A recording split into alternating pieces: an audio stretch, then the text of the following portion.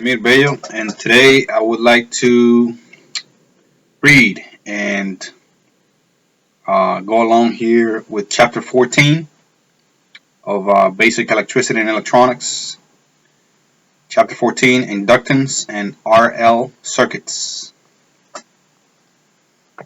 And this chapter starts the section 4 of the book, which is Advanced Electronic Circuits.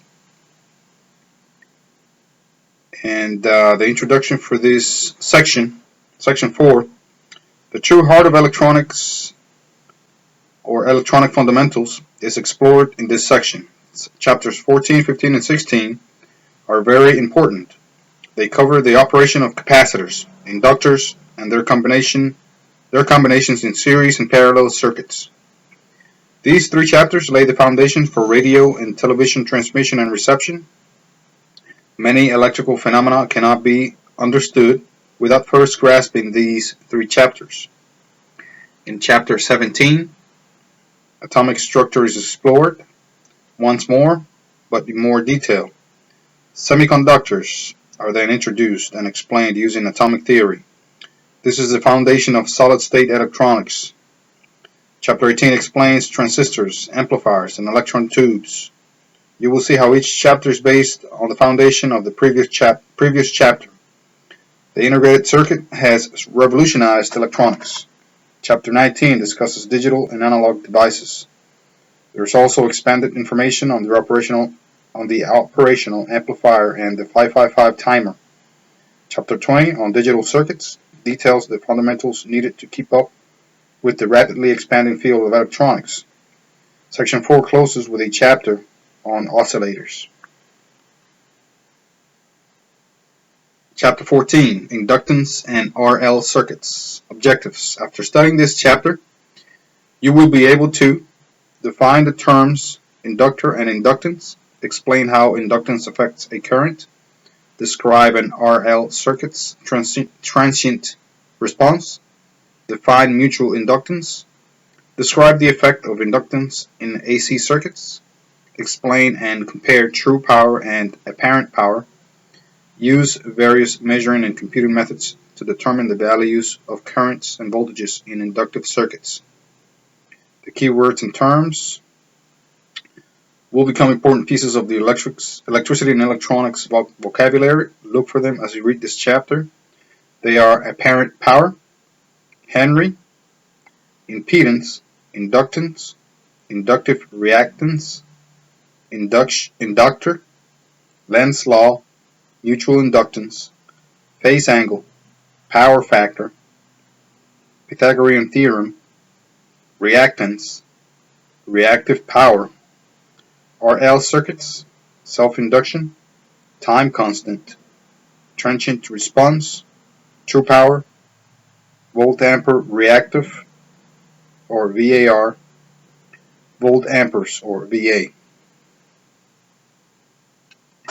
The study of electricity and electronics revolves around inductance, capacitance, resistance, and a combination of these in series and parallel circuits. Resistance in a circuit was studied in Chapter 3.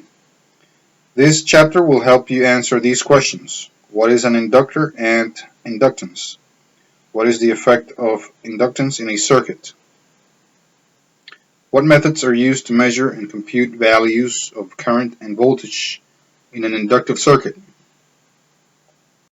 Inductance. Inductance can be defined as the property in an electric circuit that resists a change in current. Again, inductance can be defined as a property in an electric circuit that resists a change in current. This resistance to change in current is the result of the energy stored within the magnetic field of a coil. A coil of wire has inductance. Some electrical items that contain coils are relays, motors, transformers, radio transmitters, radio receivers, and speakers. An inductor is an electronic component that is used to produce inductance in a circuit. Figure 14-1 shown on your screen shows the schematic symbol for an inductor, with and without an iron core. There are a number of other names for the inductor. These names include coil, reactor, and choke. Set up the experiment from Chapter 10, Figure 10-2, using the hollow coil connected to a galvanometer. Move the permanent magnet in and out of the coil and notice the deflection of the needle in the meter. When the magnet moves in, current flows in one direction. The current reverses direction when the magnet is withdrawn. No current flows unless the magnet is moved. This principle was explained in Chapter 10 in relation to the theory of generators. By moving the magnet, a voltage is induced in the coil, which causes the current to show on the meter. There is a distinct link between magnetic movement or magnet movement and the current's direction. This is an application of Lenz's law that states the field created by induced current is of such polarity that it opposes the field of the permanent magnet. A coil connected to a source of direct current builds up a magnetic field when the circuit is closed. Again, a coil connected to a source of direct current builds up a magnetic field when the circuit is closed. The expanding magnetic field cutting across the coil windings induces a counter EMF. This voltage opposes the source voltage and opposes the rise in current. When the current reaches its maximum value, there is no further change in the current. Consequently, there is no longer an induced counter EMF. The current is now only limited by the ohmic resistance of the wire. Again, the current is now only limited by the ohmic resistance of the wire. If the source voltage is disconnected, the current in the circuit falls to zero. As the current falls to zero, the magnetic field collapses. As the magnetic field collapses, it again induces a counter EMF. This counter EMF is in the opposite direction of the counter EMF created when the coil was energized. This counter EMF now retards the reduction of current. The inductance of the coil resists any change in current value. The symbol for inductance is L, capital L. Inductance is measured in a unit called a Henry, symboled with a capital H. A Henry represents the inductance of a coil if 1 volt of induced EMF is produced when the current is changing at the rate of 1 ampere per second. Again, a Henry represents the inductance of a coil if 1 volt of induced EMF is produced when the current is changing at a rate of 1 ampere per second. This is expressed mathematically as shown on the screen, the equation where E equals the induced voltage, L equals the inductance in Henrys, and delta I equals the change in current in amperes, and delta T equals the change of time in seconds. Note that the symbol delta means a change in. Producing stronger and weaker magnetic fields. The strength of an induced voltage depends upon the strength of the field, and that a stronger magnetic field produces a higher induced voltage. This magnetic field can be strengthened by inserting a core in the coil. An iron core has higher permeability than air and concentrates the lines of force. This concept was explained in the study of magnetism in Chapter 9. Large inductors are most often wound on laminated iron cores. Their inductance is measured in Henrys. Smaller inductors, used in circuits that operate at higher frequencies, can have powered iron or iron cores, can have powered iron or air cores. They have inductance measured in millihenries, 1/1000th of a henry, and microhenries, 1/1,000,000th of a henry. Radio frequency chokes using air cores are shown in figure 14-2 shown on the screen. The core material is just one factor that affects the size of the inductance produced by the coil. Figure 14-3, which is shown on your screen, is a chart of diagrams, a chart that diagrams inductor traits that can strengthen or weaken a coil's inductance.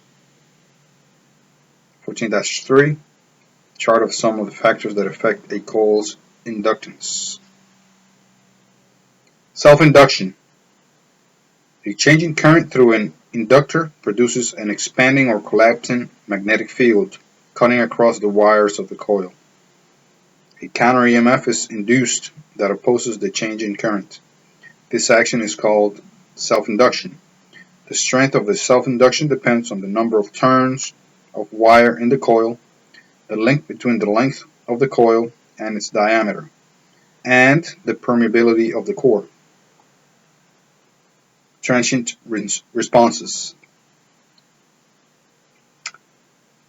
The response of the current voltage in a circuit after an instant change is applied voltage. The response of the current and voltage in a circuit after an instant change in applied voltage is known as a transient response. Again, the response of the current and voltage in a circuit after an instant change in applied voltage is known as a transient response. A coil is connected to a DC voltage source. Refer to the diagram 14-4 shown on the screen now. When the switch is closed, the current builds up gradually.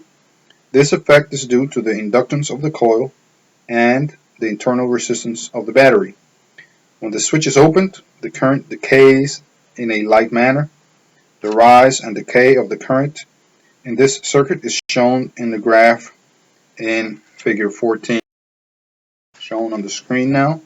It is important to understand that the opposition to the rise and decay of current occurs only when there is a change in applied voltage. Again, the opposition to the rise or decay of current occurs only when there is a change in applied voltage. When there is no change, the current remains at its steady state value. This steady state value depends only on the resistance of the coil. A resistance is joined in series with an inductor in the circuit in figure 14-6. Figure 14-6 view A, as you can see on the screen. A circuit that contains resistance and inductance is called an RL circuit. The action of the voltage and current should be studied for increases and decreases. For example, when the switch is closed, the counter EMF of the coil, L, equals the source voltage. As you can see in view B, in the middle of the screen. Since no current has started to flow, the IR drop across R equals 0. As the current gradually builds up, the voltage ER increases, and counter EMF EL decreases until a steady state condition exists. All the voltage drop is ER, and there is no drop across L in view C at the bottom.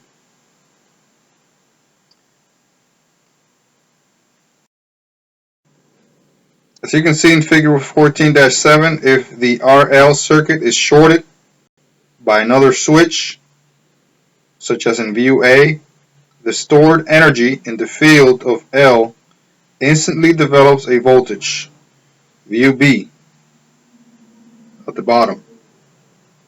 This voltage is of the opposite polarity of the applied voltage. The circuit is discharged by current flowing through R. The graphs showing the charge and discharge of the circuit appear in figure 14-8. Here in figure 14-8, the baseline or x-axis of these graphs represent time. The transient response of an RL circuit does require a certain amount of time. The amount of time to complete the transient response depends upon the values of R and L in the circuit. This value is called the time constant, represented by a small t of the circuit. For an RL circuit, it is found using the following formula. Looking at the formula, T equals L divided R.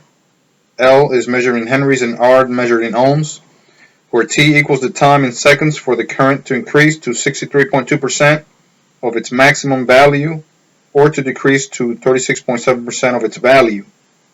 In most cases, a circuit is considered fully charged or fully discharged after a period of 5 time constants. You can see in figure 14-9 top,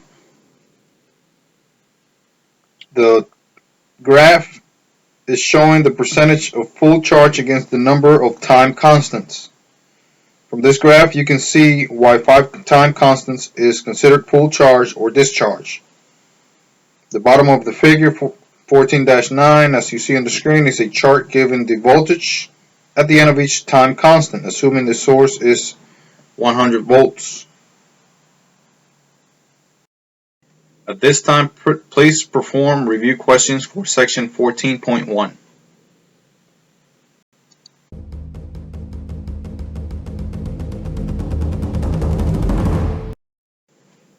14.2 Mutual Inductance. When two coils are within magnetic reach of each other so that the flux lines of one coil link with or cut across the other coil, they have mutual inductance. If the coils are close to each other, many magnetic lines of flux from the first coil will link with the second coil. On the other hand, if the coils are at a distance apart, there might be very little linkage. The mutual inductance of two coils can be increased if a common iron core is used for both coils. The degree to which the lines of force of one coil link with the windings of the second coil is called coupling.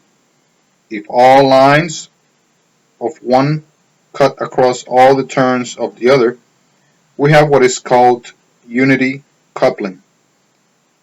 Any number of percentages of coupling can exist due to the mechanical position of the coils. The amount of mutual inductance can be found using the formula shown on the screen.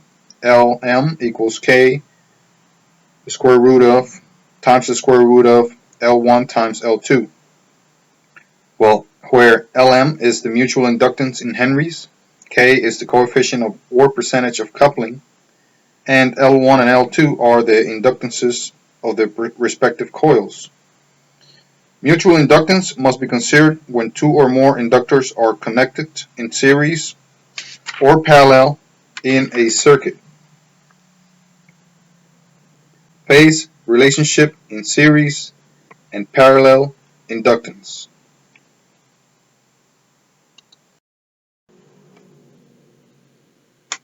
When coils are joined in series, the total inductance is, as shown on the screen, the top, LT equals L1 plus L2 plus L3, and so on.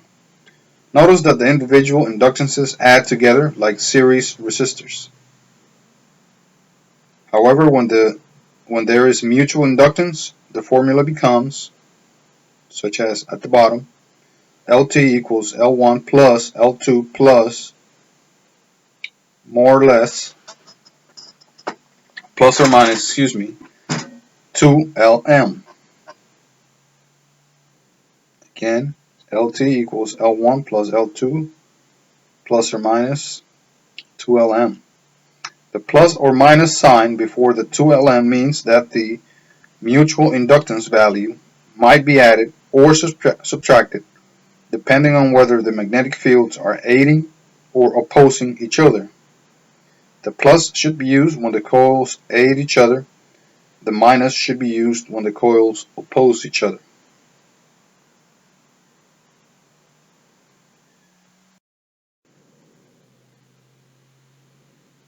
When inductors are connected in parallel without mutual inductance, the total inductance can be calculated using the formula on top of the screen. 1 over LT equals 1 over L1 plus 1 over L2 plus 1 over L3 and so on. The formula is structured the same way as the parallel resistance formula. When only two inductors are being added in parallel, the products over the sum formula can be used. See the formula on the bottom of the screen. LT equals L1 times L2 divided by L1 plus L2. Notice that here again, inductors in parallel add like resistors in parallel. Mutual inductance is widely used in electricity and electronics. A skilled technician must have a complete understanding of the characteristics of circuits containing these components. Now please review questions for section 14.2. 14.3 Inductance in AC circuits.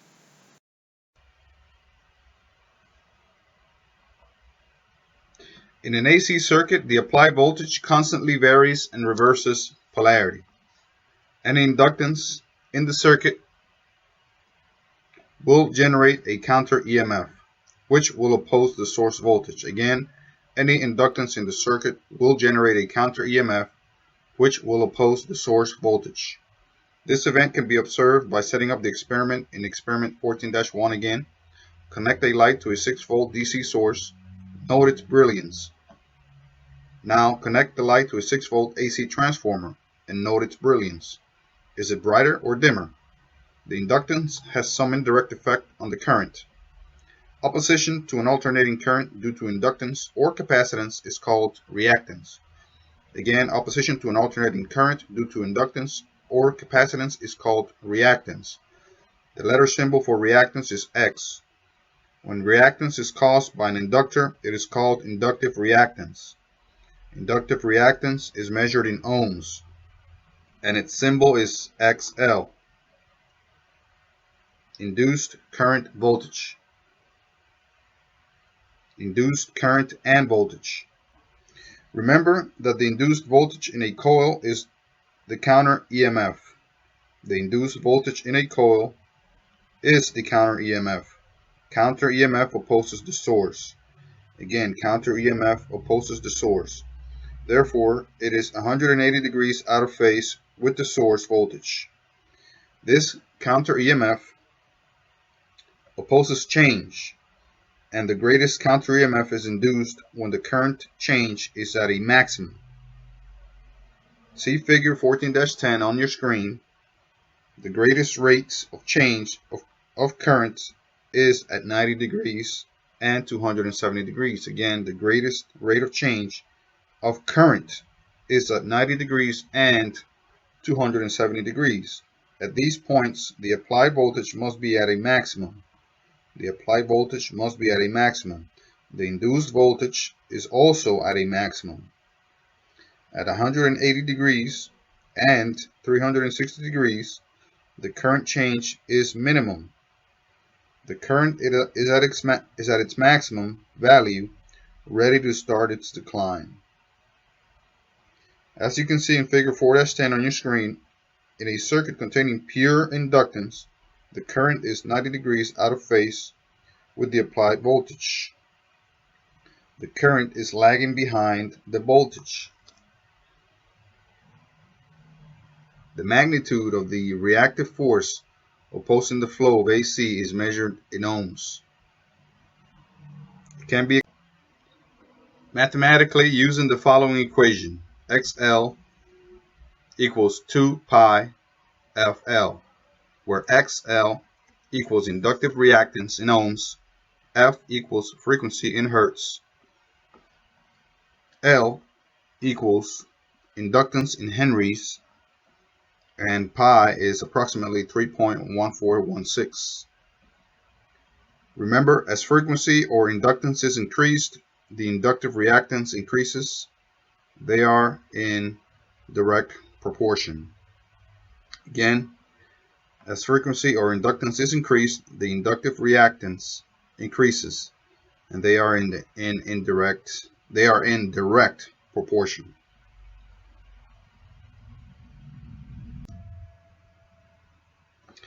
An inductance in a circuit behaves differently as various frequency signals are applied. In your screen, an 8 Henry inductor connected to a DC F equals 0 signal has a reactance of 0. This means the 8 Henry inductor does not impede the DC signal at all. Using the formula XL equals 2 pi FL, the reactance can be computed for frequencies of 50, 100, 500, and 1000 Hz. A partial graph of the results show the linear increase of reactance as the frequency is increased.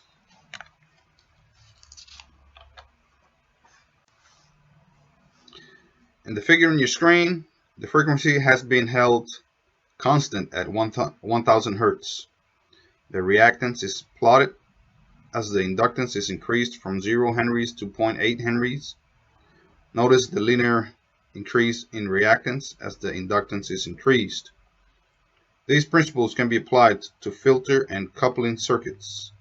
However, you must first understand the traits of reactance and how they change as a result of inductance and frequency of the applied voltage.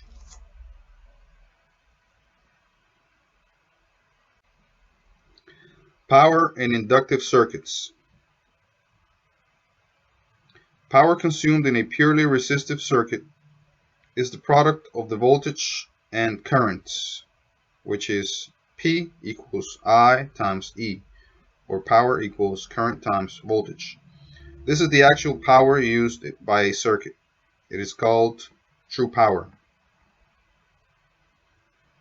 and it is given in units of watts. However, in an AC circuit containing inductance only, this formula does not hold true. In this type of circuit, a current will flow bound to by the reactance of the circuit. Again, in this type of circuit, the current will flow bound by the reactance of the circuit. The power used to build the magnetic field is returned to the source when the field collapses. This is reactive power. Reactive power is measured in VARs, which stands for volt-ampere reactive. Again, the power used to build the magnetic field is returned to the source when the field collapses. This is reactive power. Reactive power is measured in VAR, which stands for volt-ampere reactive.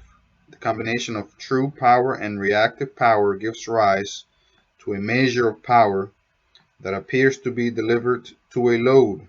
This power is called apparent power. Again, the combination of true power and reactive power gives rise to a measure of power that appears to be delivered to a load. This power is called apparent power.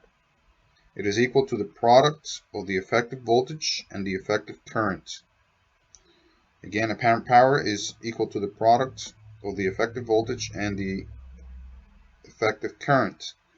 Apparent power is measured in VA, or volt-amperes, as shown in the equation on your screen. For example, if a 100 E effective power is applied to a certain inductive circuit, this causes a I effective or effective current of 10 amps. the apparent power equals to apparent power equals to 100 volts times 10 amps, which equals to 1,000 VA. Remember, watts are not used for apparent power. The power factor. The ratio of true power to apparent power in an AC circuit is called the power factor, or PF. Again, the ratio of true power to apparent power in an AC circuit is called the power factor, or PF. It has no units. It can be calculated using trigonometry. The power factor is equal to the cosine of the phase displacement between the current and voltage, and the formula is shown on your screen, where theta is the phase displacement. Note that by rearranging this formula, add the formula for true power shown on your screen, where true power equals apparent power times cosine theta, or true power is equal to effective voltage times effective current times cosine theta. As an example, assuming our previous circuit is purely inductive, determine the power factor and phase displacement. PF, or power factor, equals cosine theta equals 0 watts divided 1,000 VAs, which equal 0. The power factor in this case is 0. The angle whose cosine is 0 is 90 degrees. This tells us that the current and voltage in the purely inductive circuit are 90 degrees out of phase.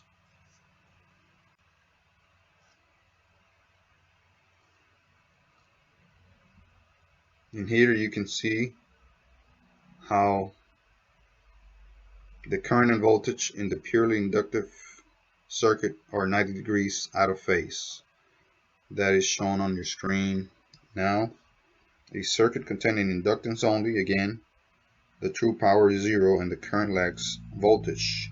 The current lags the voltage by 90 degrees.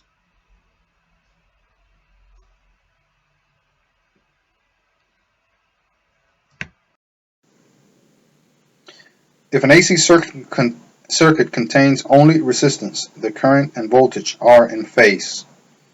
Figure 14-14, as shown on the screen. The power consumed is equal to I times E, or current times power. Even though the polarity of the voltage changes and the current reverses, positive power is consumed. A resistor consumes the same amount of power no matter which direction the current is moving. The power factor in a circuit of this type equals 1. The apparent power is equal to the true power. The circuit traits change when an inductor is added in series with the resistor. The component does not have to be a resistive component. The wire from which the coil is wound will have a certain amount of resistance. In figure 14-14, a purely resistive circuit, true power and apparent power are the same. The current and voltage are in phase. Now referring to figure 14-15 on the screen, the series resistance equals 300 ohms. The inductive resistance equals 400 ohms. This reactive component will cause the current to lag by an angle of 90 degrees or less. The forces opposing the current can be thought of as the resistance and reactance. The resistance and reactance are 90 degrees out of phase. To find the final opposition, the combination of resistance and reactance, add the vectors of the two forces. For that, refer to figure 14-16. Again, to find the final opposition, the combination of resistance and reactance, add the vectors of the two forces, as you see on the screen, that figure 14-16. Vector addition of XL and R, which are 90 degrees out of phase. Here the vectors can be added using the graph. Place the tail of the XL vector on the arrowhead of the R vector. Again, place the tail of the XL vector on the arrowhead of the R vector. Then draw a vector from starting points of the resistance vector to the head of the reactance vector XL. Again, draw a vector from the starting point of the resistance vector to the head of the reactance vector XL. This new vector shows the magnitude and direction of the combined forces. The angle between this new vector and the resistance vector is theta, as seen in figure 14-16 in your screen. The total opposition to an alternating current in a circuit having resistance and reactance, the new vector you just have created, is the impedance. Again, the total opposition to an alternating current in a circuit having resistance and reactance is the impedance. The symbol for impedance is Z, capital Z, and it is measured in ohms. Impedance problems are commonly solved using the Pythagorean theorem.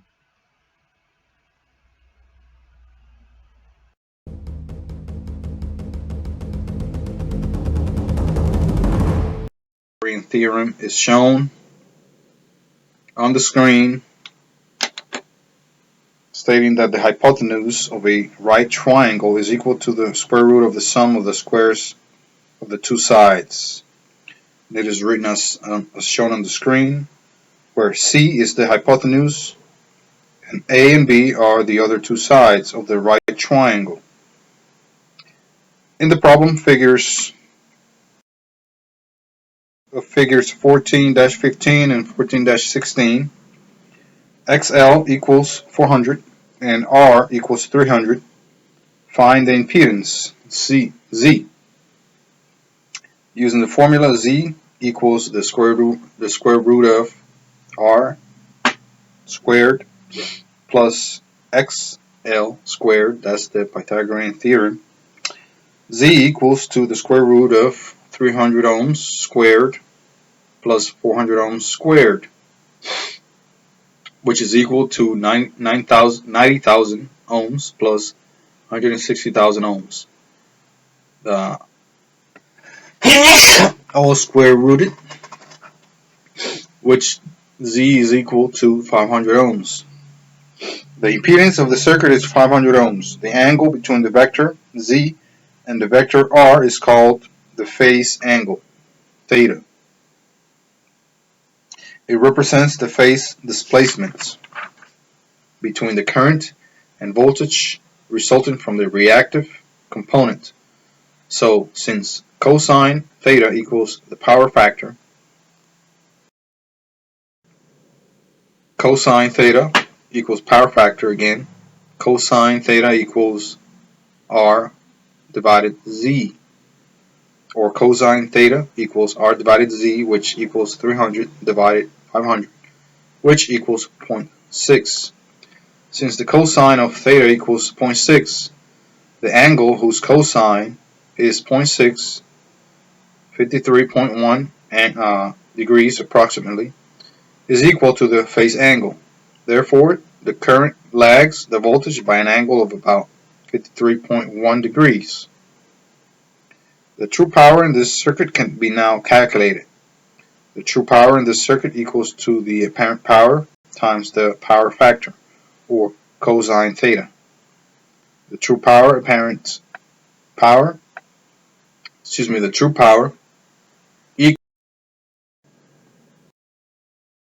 I equals E divided Z, which equals 100 volts, divided 500 ohms equals 0.2 amps.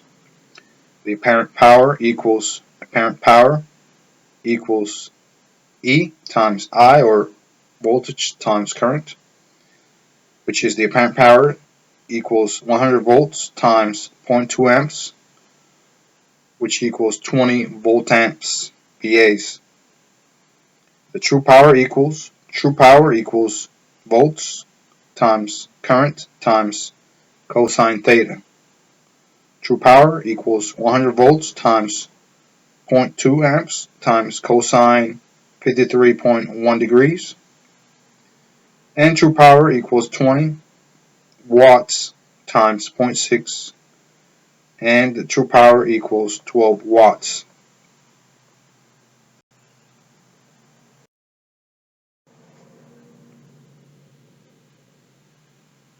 (14-17) The relationship between voltage, current, and power in the circuit are described in the text.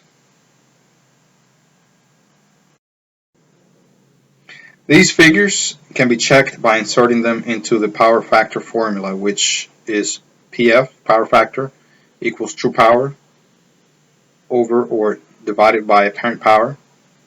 PF equals 12 watts in this case, divided 20 volt amps, which equals 3 over 5, which equals 0.6. The power factor is not only considered in theory, but in practice. The power factor must be considered whenever a power company connects power lines to a manufacturing plant. Industries must keep the power factor of their circuits and machinery within specified limits, or pay the power company a premium. The reactive power is sometimes called Wattless Power. It is returned to the circuit.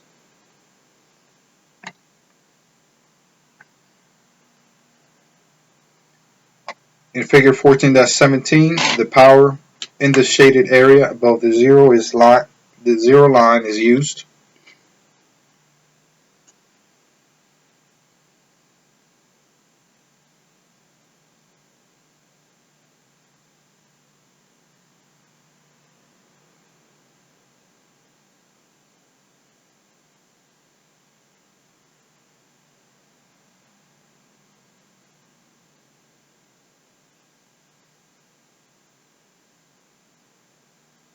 The power below the line is wattless power.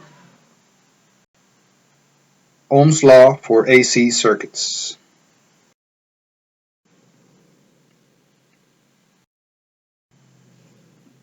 In computing circuit values in AC circuits, Ohm's law is used with one exception. Z is used in place of R. Again, in computing circuit values in AC circuits, Ohm's law is used with one exception. Z is used in place of R. Z represents the total resistive force opposing the current. Therefore, as shown on the screen, current equals power or voltage times Z,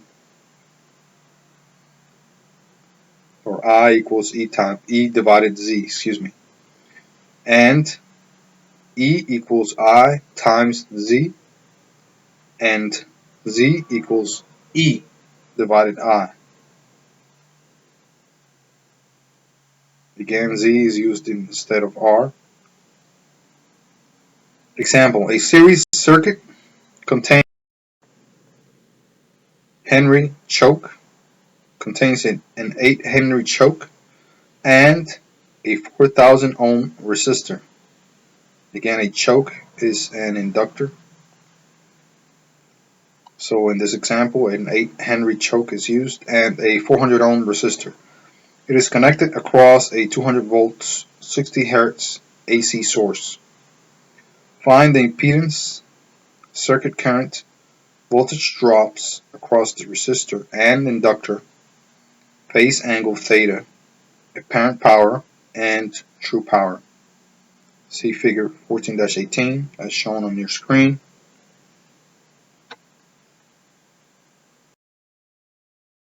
This is how you work it out. First, find the reactance of L at the top of the screen.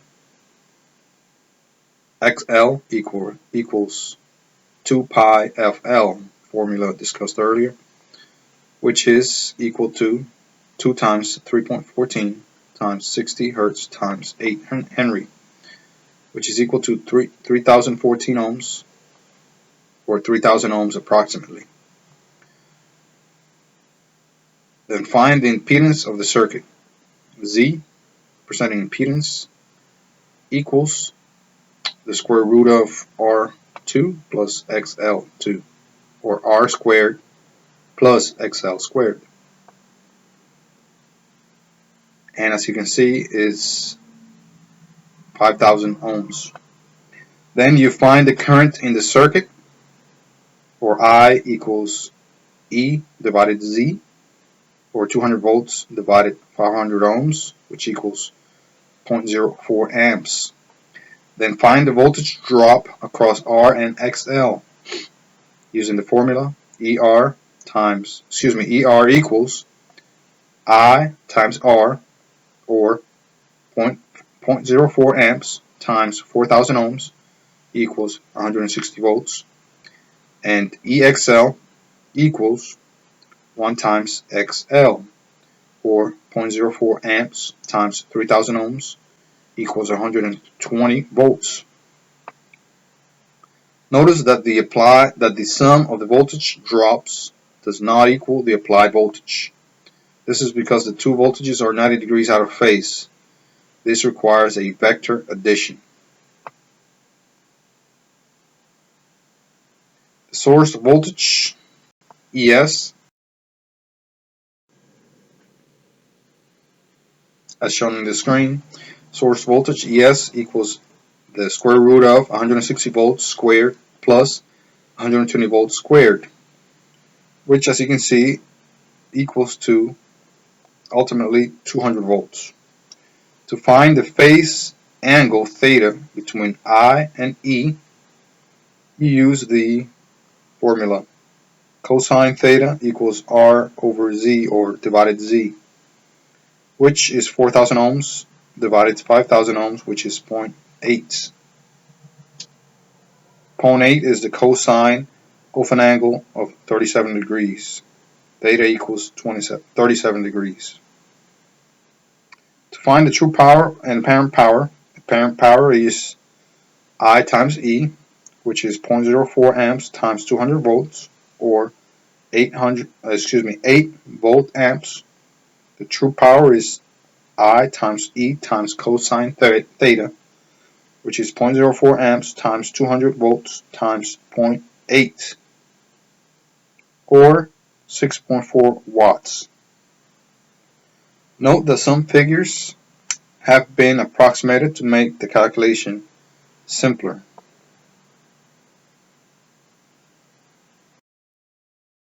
RL circuit.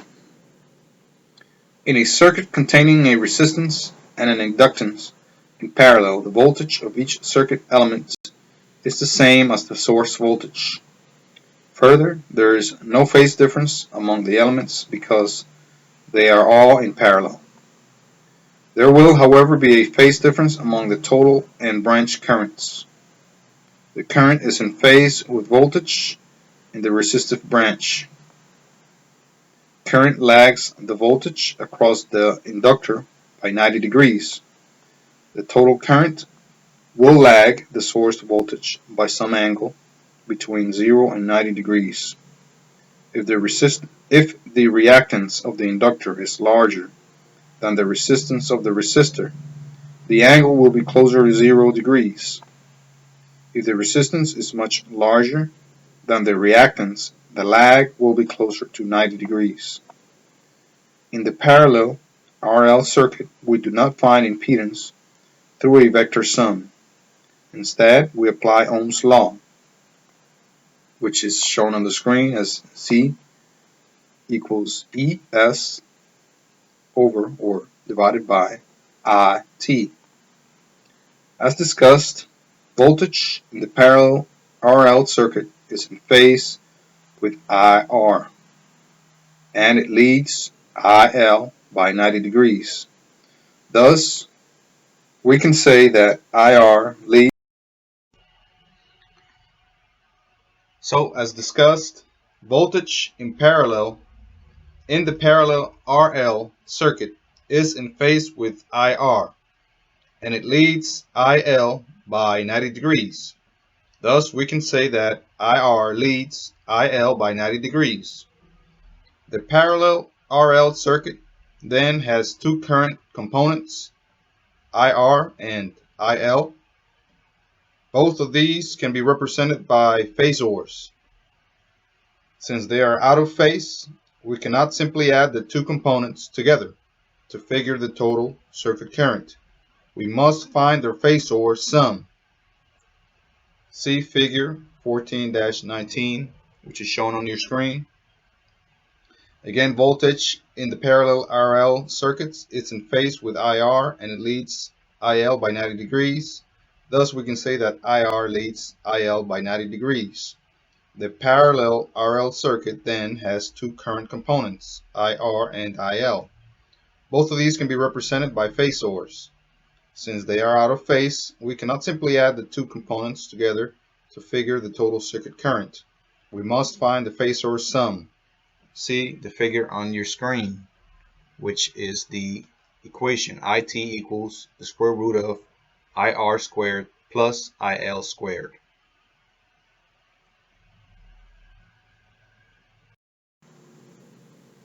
Lags voltage, the horizontal reference for the parallel RL circuit. Since a phasor or rotating vector rotates counterclockwise, a lagging phasor would be behind or clockwise to a leading phasor. The phase angle represents the phase displacement between current and voltage resulting from a reactive circuit element. For the parallel RL circuit, the phase angle is found on the current phasor diagram. The horizontal reference of this circuit is voltage, since it is common to all circuit elements. In the current phasor diagram, we do not have a voltage phasor. We use IR as the horizontal component since it is in phase with voltage. Figure 14-19, using the diagram, the phase angle can be found from the equation shown on the bottom here on the screen. Theta equals arctan times IL divided IR. As an example, using the circuit in the assigned values in figure 14-20, the circuit with the assigned values in figure 14-20, as you can see on the screen. Determine the phase angle between applied voltage and current. Draw the current phasor diagram and find the circuit impedance.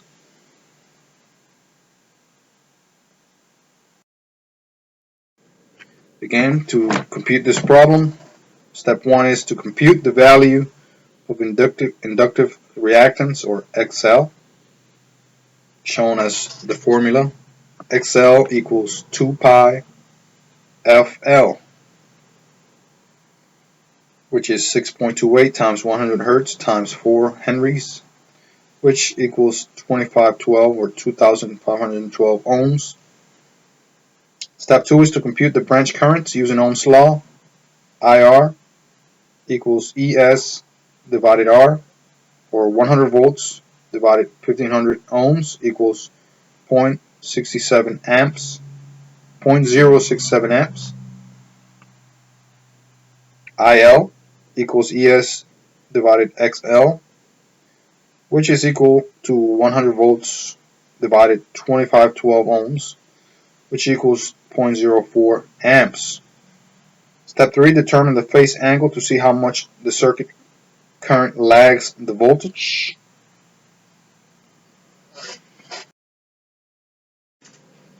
And is computed using the following. Theta equals arctan times IL divided IR, which equals arctan 0.04 amps divided 0.067 amps.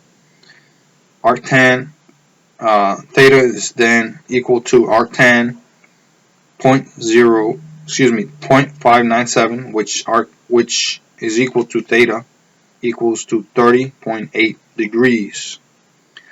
Step 4. Draw the current phasor diagram. Use any convenient scale. Remember that IR is drawn as the horizontal component. IL is drawn downward at 90 degrees from IR since it lags voltage. The horizontal reference, see figure 14-21. Step 5. Find the total circuit current. You can use IT equals the square root of IR2 plus IL2, which equals to the square root of 0.067 amps squared plus 0.04 amps squared. Step 4 would be to draw the current phasor diagram. Use any convenient scale. Remember that IR is drawn as the horizontal component.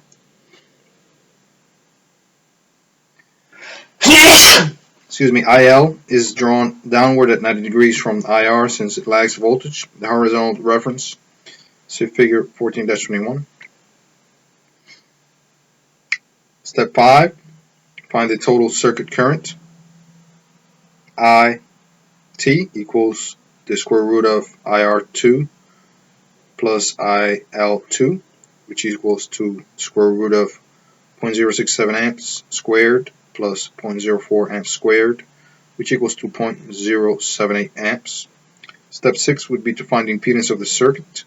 Using Ohm's law, Z equals ES divided IT, which equals 100 volts divided 0.078 amps, which is 1282 ohms. Once again, it is important to understand the various quantities would be that how the various quantities would be affected by a change in frequency. The effects of change in frequency are summarized in figure 14-22, as shown in. It shows how values change in a parallel RL circuit as frequency is changed and inductance is held at a constant value.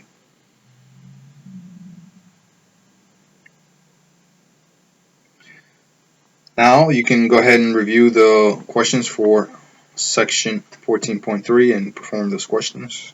Page 221, top left.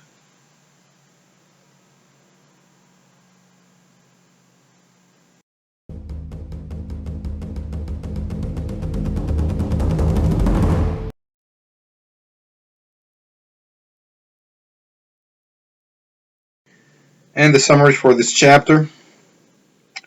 Inductance is the property of a circuit. Inductance is that property of a circuit that opposes any change in current. An inductor is a component that produces inductance in a circuit. Other names for an inductor are coil, reactor, and choke. The unit for inductance is the Henry, symbolized by capital H. Some factors that affect the amount of inductance are the number of turns of coil, diameter of coil, core material of the coil, type of winding, spacing between the windings or the length of the coil, and the size of the wire. The time constant of a coil is the amount of time it takes for the current to rise from 0 to 63.2% of its maximum value. The formula for time constant is T equals L in henries divided R in ohms. Mutual inductance is two or more coils linked by magnetic lines of flux. The following formulas are used to compute inductance in a circuit. Inductor in series equals to LT equals to L1 plus L2 plus L3 and so on. Inductors in parallel are computed using 1 over LT equals 1 over LT1 plus 1 over L1 plus 1 over L2 plus 1 over L3 and so on. Or a shortcut when only two inductors are in parallel is the formula LT equals L1 times L2 divided by L1 plus L2.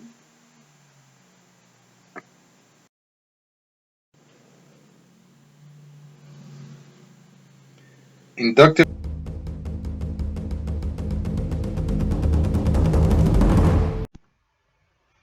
Chapter 15, Capacitance and RC Circuits, and Chapter 16, Tuned Circuits and RCL Networks, edited and narrated by Hector 2016. Chapter 15, Capacitance and RC Circuits. In Chapter 14, you learned that inductance is the property of a circuit that opposes any change in current. Capacitance, on the other hand, is a property that opposes any change in voltage. A capacitor is a device that temporarily stores an electric charge.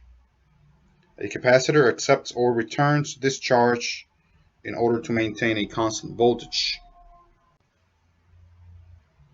The schematic symbols that are used to represent a capacitor are shown in the screen.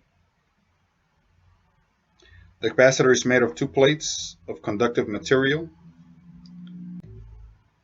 Insulation. This insulation is called a dielectric. In the figure shown on the screen, the plates are connected to a DC voltage source. The circuit appears to be an open circuit because the plates do not contact or touch each other. However, the meter in the circuit will show some current flow for a brief period of time after the switch is closed. In the figure shown on the screen, as the switch is closed, electrons flow from negative terminal of the source As the switch is closed, electrons from the negative terminal of the source flow to one plate of the capacitor. These electrons repel electrons from the second plate, like charges repel, which are then drawn to the positive terminal of the source. The capacitor is now charged to the same potential as the source and is opposing the source voltage. If the capacitor is removed from the circuit, it will remain charged. The energy is stored within the electric field of the capacitor. Once the capacitor is fully charged, current ceases to flow in the circuit. It is important to remember that in the circuit, in figure 15-3, shown on the screen, no electrons flowed through the capacitor. This is because the capacitor blocks direct current. However, one plate did become negatively charged and the other positively charged. A strong electric field exists between them. Insulating or dielectric materials vary in their ability to support the electric field. This ability is known as the dielectric constant of the material. The constants of various materials are shown on the figure on the screen. These numbers are based on a comparison with the dielectric constant of dry air. The constant for dry air has been assigned as 1. The dielectrics used for capacitors can only withstand certain voltages. If this voltage is exceeded, the dielectric will break down and arcing will result.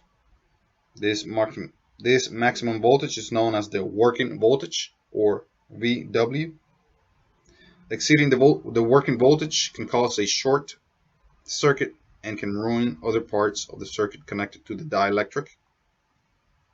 Increased voltage ratings require special materials and thicker dielectrics.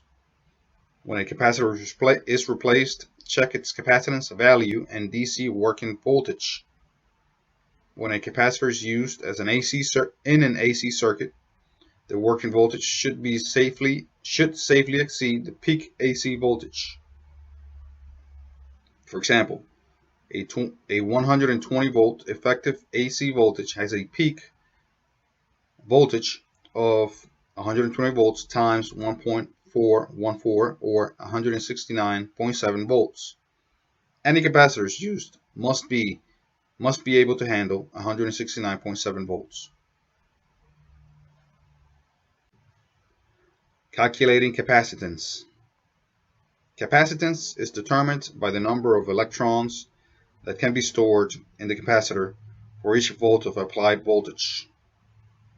Capacitance is measured in farads, symboled as a capital F.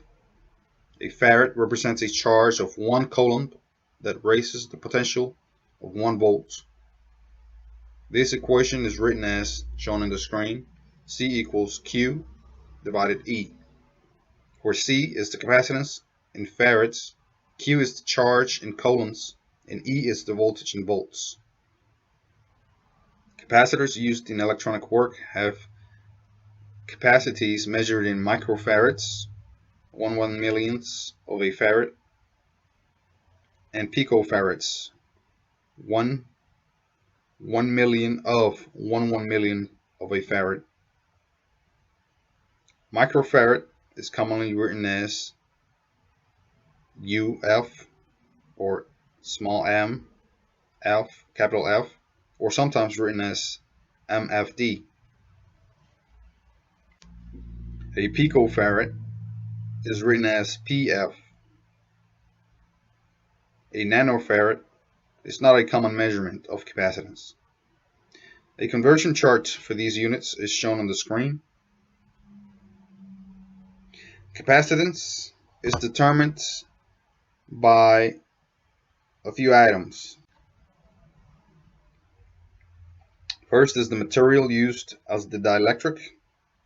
The larger the dielectric constant, the greater the capacitance. The area of the plates, the larger the plate area, the greater the capacitance. And the distance between the plates, the smaller the distance, the greater the capacitance. And finally, the factors are related in the mathematical formula shown on the screen, where C equals 0.225 times Ka multiplied by n minus 1 divided D, where C is the capacitance in picofarads, K equals the dielectric constant, A equals the area of one side of the plate in square inches, and D equals the distance between plates in inches, and N equals the number of plates.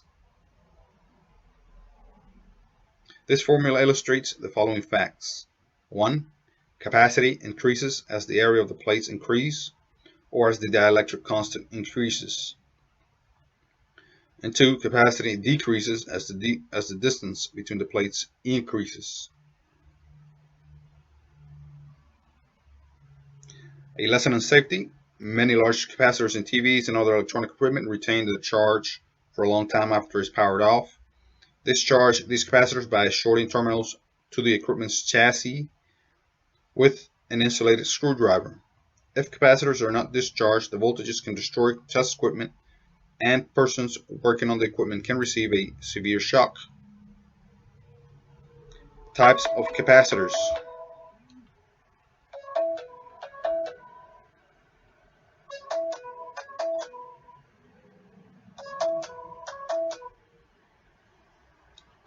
Types of capacitors. Capacitors are made in hundreds of sizes and types. Several of these will be discussed in the following section. 1. Fixed paper capacitors. Fixed paper capacitors are made of layers of tin foil. The dielectric is made of waxed paper. Wires extending from the ends connect to the foil plates. The assembly is tightly rolled into a cylinder and sealed with special compounds. Some capacitors are enclosed in plastic for rigidity. These capacitors can withstand severe heat, moisture, and shock. 2. Rectangular oil-filled capacitors are hermetically sealed in metal cans. They are oil-filled and have very high insulation resistance. This type of capacitor is used in power supplies of radio transmitters and other electronic equipment.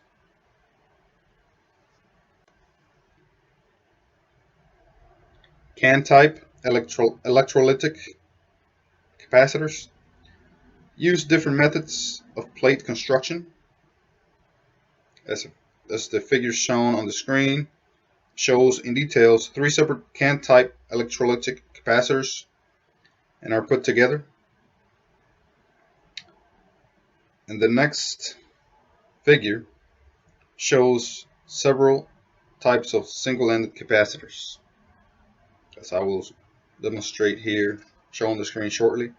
Some capacitors have aluminum plates and wet or dry electrolytes of borax or carbonate. A DC voltage is supplied during manufacturing. Electrolytic action creates a thin layer of aluminum oxide that deposits on the positive plates. This coating insulates the plates from the electrolyte. The negative plate is connected to the electrolyte. The electrolyte and positive plate form the capacitor. These capacitors are useful when a large amount of capacity is needed in a small space.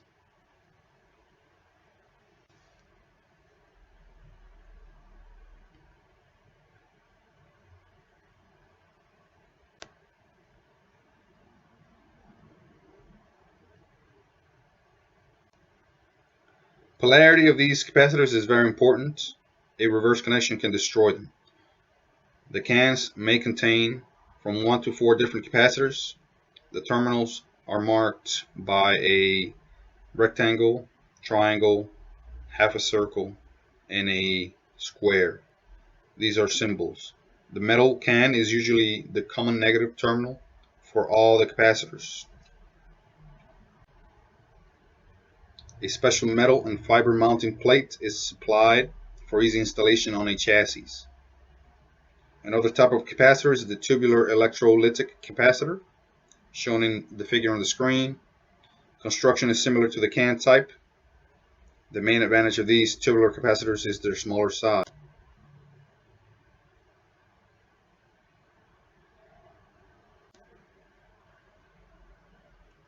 They have a metal case enclosed in an insulating tube. They are also made with 2 to 3 or 4 units to the cylinder.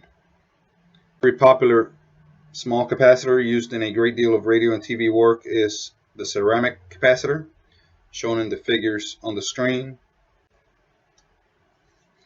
The ceramic capacitor is made of special ceramic dielectrics. The silver plates of the capacitor are fixed on the dielectric. The entire component is treated with special insulation that can withstand heat and moisture. Another type of capacitor is the Mica Capacitor, which are small capacitors. They are made by stacking tinfoil plates together with thin sheets of mica as the dielectric. The assembly is then molded onto a plastic case. Another type of capacitor is the variable capacitors.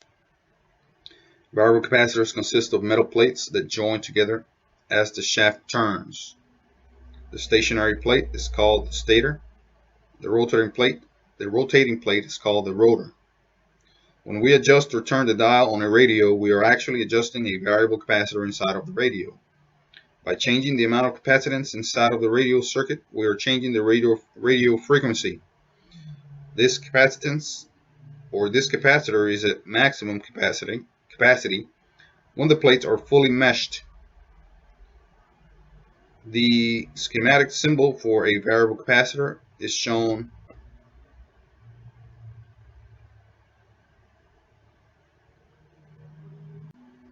a trimmer capacitor, as shown on the screen, is a type of variable capacitor.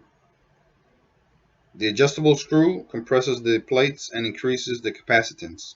Mica is used as a dielectric. Trimmer capacitors are used when fine adjustments of capacitance are needed. They are used with larger capacitors and are connected in parallel with them. To adjust trimmer capacitors, turn the screw with a special fiber or plastic screwdriver called an alignment tool. A regular screwdriver should not be used for this purpose, as the capacitance effect will cause inaccuracies in the adjustment. Another type of capacitor, and the last one for now, is the tantalum capacitors. They are similar to aluminum electrolytic capacitors. However,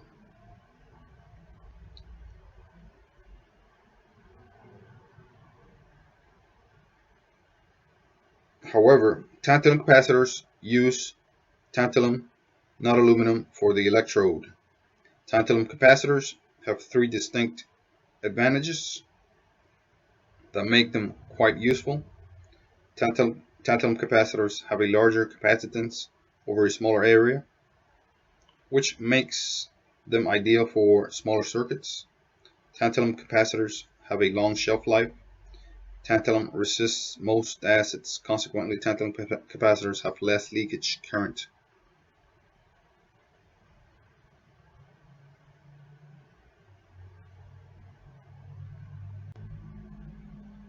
Later, the tuner circuit was composed of dozens of inductive coils and varactor diodes. The two components form a matrix representing various frequencies that align with radio and television channels. A microcontroller was introduced later, as well as infrared transmitter and receiver circuits, allowing the tuner to be controlled remotely. Push buttons and infrared remote controls replaced the knobs found on earlier models of TVs and radios. This design remained as the mainstay from the 1970s until after the year 2000. Starting approximately in 2005, the entire tuner circuit was made on a single chip or IC, integrated circuit. Discrete components such as coils and varactor diodes are no longer required. The single chip not only contains the tuner circuit, but also the microprocessor, amplifiers, filters, phase lock loop, and the AGC, as seen in figure 15-16 shown on the screen. The figure shown on the screen is the chart that shows three types of tantalum capacitors, as mentioned earlier. Voltage ratings and common uses are also listed. For A, epoxy dipped solid electrolyte. B is hermetically sealed solid electrolyte. And C is the hermetically sealed sintered anode.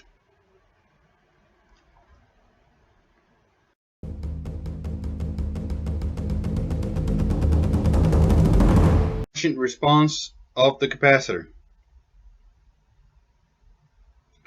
Recall that the response of current and voltage in a circuit immediately after a change in applied voltage is called the transient response.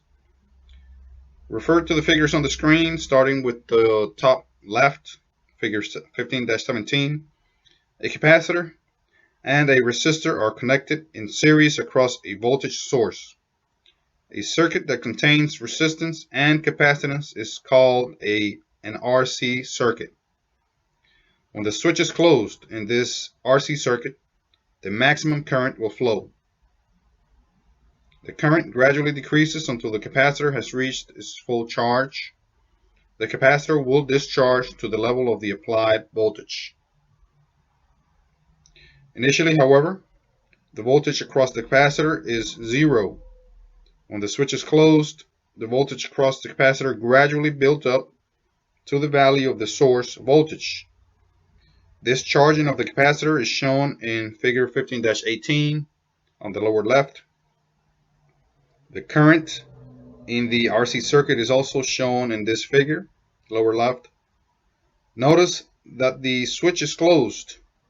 When the current rises, notice that when the switch is closed, the current rises to a maximum almost immediately. The current falls as the capacitor charges. When the capacitor charges fully, the current is 0. When the switch is opened, the capacitor remains charged. Theoretically, it would remain charged indefinitely, but there is always some leakage through the dielectric. After some period of time, the capacitor will discharge itself.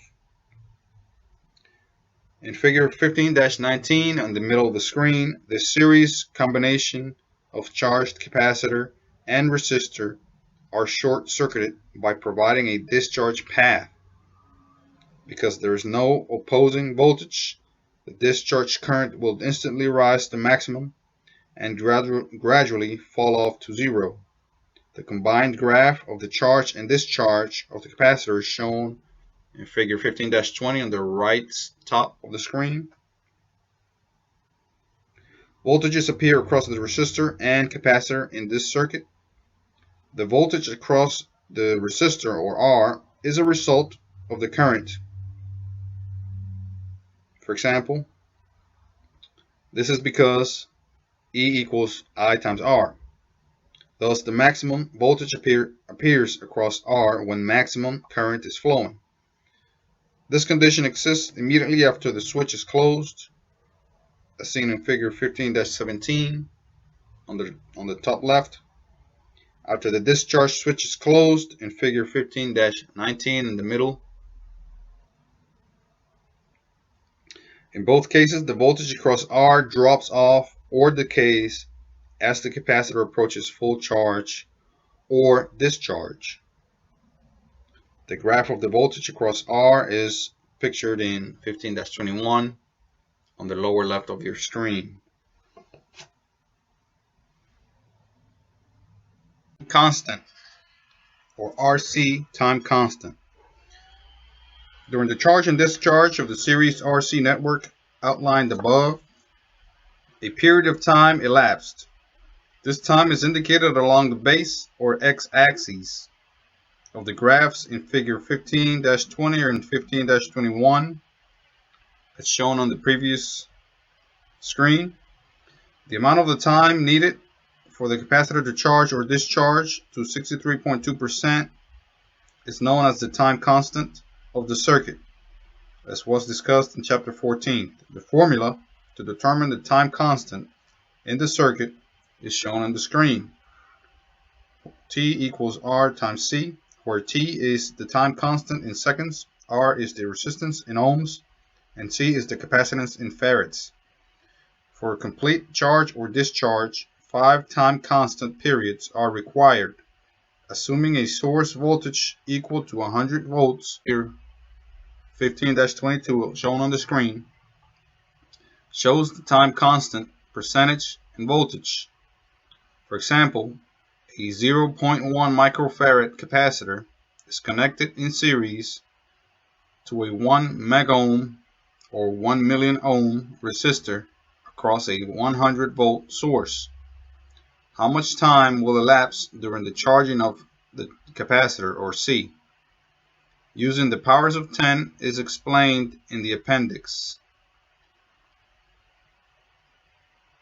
But there is an example shown on page 231 for the problem just described, where the time constant equals 0.1 times 10 to the negative 6 times 10 to the positive 6, or 10 to the 6,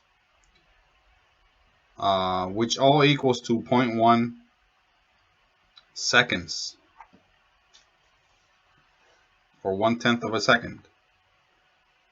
This means that C, or the capacitance, the capacitor would charge to 63.2% of the voltage during 1/10 of a second, or 0.1 second. At the end of the 5 time constants, or 5 times 0.1 equals 0.5 seconds, or half a second, the capacitor is fully charged. Set up the circuit in figure 15-23, or shown on your screen. This neon lamp will remain unlit until a certain voltage level is reached. At the required voltage, called the ignition of firing or firing voltage, the lamp glows and offers little resistance in the circuit. In this circuit, capacitor C charges through resistance R. When the voltage across C develops to the ignition voltage, the lamp glows. C is quickly discharged. This cycle repeats over and over, causing the neon light to flash. The frequency of the flashes can be changed by varying either the value of C or R. A telephone with a neon accent is shown in figure 15-24, shown on your screen. Time constants have many uses in electronic circuits. Timing circuits are used in industry to control the sequence and duration of machine operations. A photographic enlarger uses a time delay circuit to control exposure time.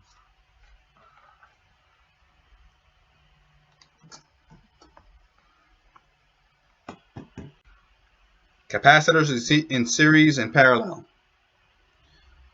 When two capacitors are connected in series, such as the figure shown on the screen, the total capacitance equals, as the equation on the screen, C total equals C1 times C2 divided by C1 plus C2. There's the symbol for two capacitors in series and the relevant equation on the bottom. When two or more capacitors are connected in series, the total capacitance is C divided C total, 1 divided C total equals 1 divided C1 plus 1 divided C2 plus 1 divided C3, etc., or so on.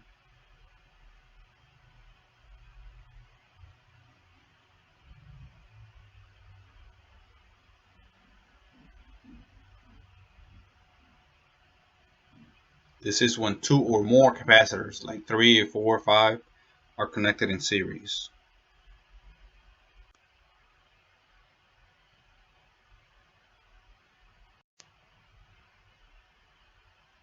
When capacitors are connected in parallel, the total capacitance is equal to the sum of the individual capacitances. Again, these are capacitors connected in parallel. Use this formula. It's additive. This is the symbol for the formula. And these are capacitors in parallel.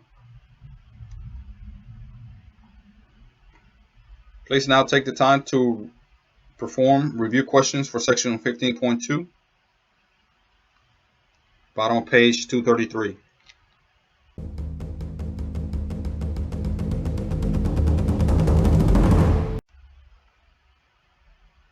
Capacitance in AC circuits.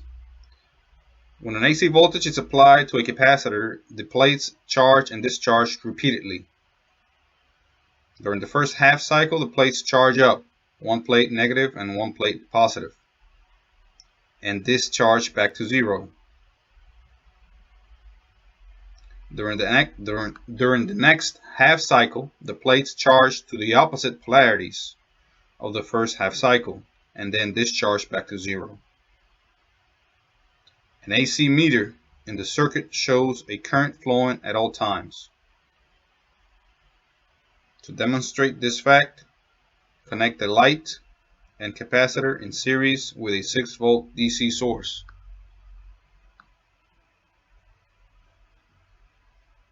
In the figure shown on the screen, does the light glow? Now connect the same circuit with a 6-volt AC source. Notice that the light burns dimly. This experiment demonstrates that alternating current is flowing as a result of the alternate charging and discharging of the capacitor.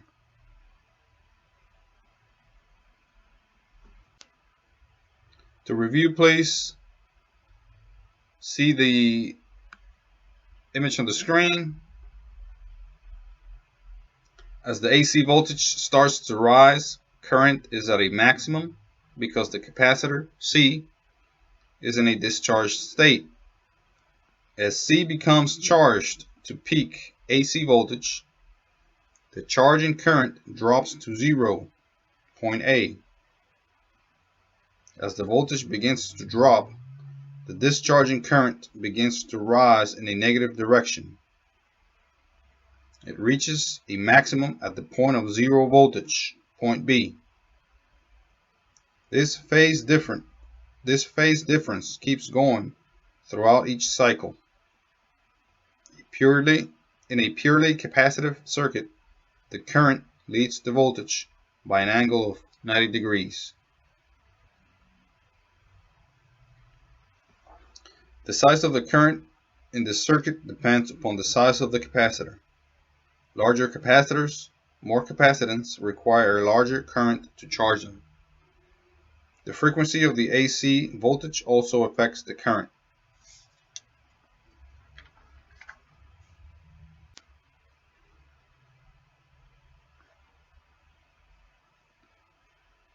The current depends upon the rate of charge and discharge of the capacitor. As the frequency of the AC is increased, current increases.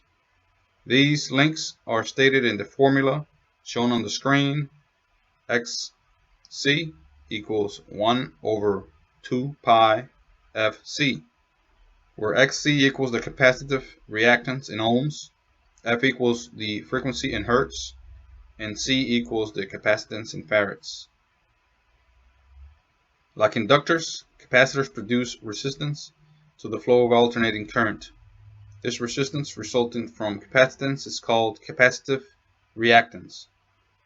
Capacitive reactance is measured in ohms, like DC resistance, as you can see from the formula shown on the screen.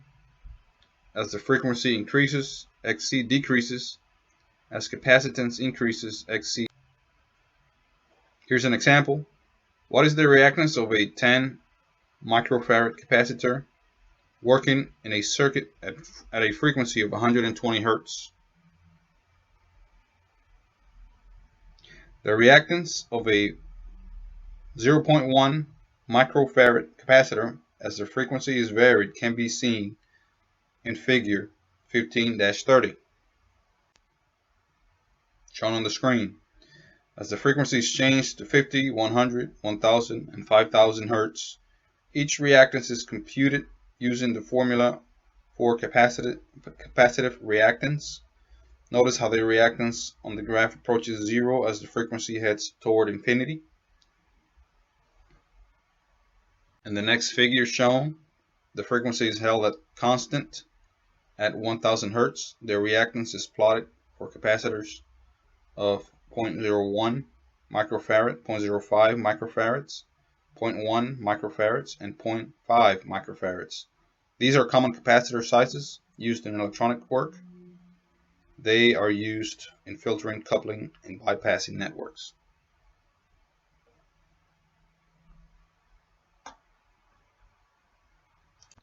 When a capacitor is discharged, the energy stored in the dielectric is returned to the circuit. This action is similar to the action of an inductor, which returns the energy stored in a magnetic field to the circuit. In both cases, electrical energy is used temporarily by the reactive circuit. This power is a capacitive circuit. This power in a capacitive circuit is also called Wattless Power. In the figure shown on the screen, the voltage and current waveforms are drawn for a circuit containing pure capacitance. The power waveform results from plotting the products of the instantaneous voltage and current at selected points. The power waveform shows that equal amounts of positive power and negative power are used by the circuit. This condition results in zero power being used. The true power, or actual power used, is then zero. The apparent power is equal to the product of the effective voltage and the effective current. Look at the figure again. Looking at the figure on the screen, an applied AC voltage to the capacitive circuit causes a 10 ampere current. The apparent power equals efficient efficient voltage times efficient current, as seen on the top equation. Thus, apparent power equals 100 volts times 10 amps, which equals 1000 volt amps. As discussed with inductance, the ratio of true power to apparent power in an AC circuit is called power factor, or PF. It is found using trigonometry. It is the cosine of the phase angle between the current and the voltage.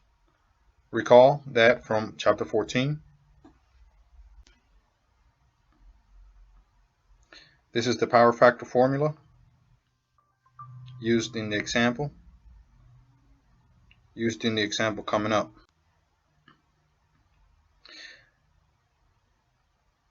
The power factor formula is power factor equals cosine theta equals true power divided apparent power. The example used is the following. Assuming our previous circuit is purely capacitive, determine the power factor and phase displacement. The formula that could be used is PF equals cosine theta equals 0 over 1000 equals 0. The angle whose cosine is 0 is 90 degrees. This tells us that the current and voltage in the purely capacitive circuit are 90 degrees out of phase. Resistance and capacitance in an AC circuit.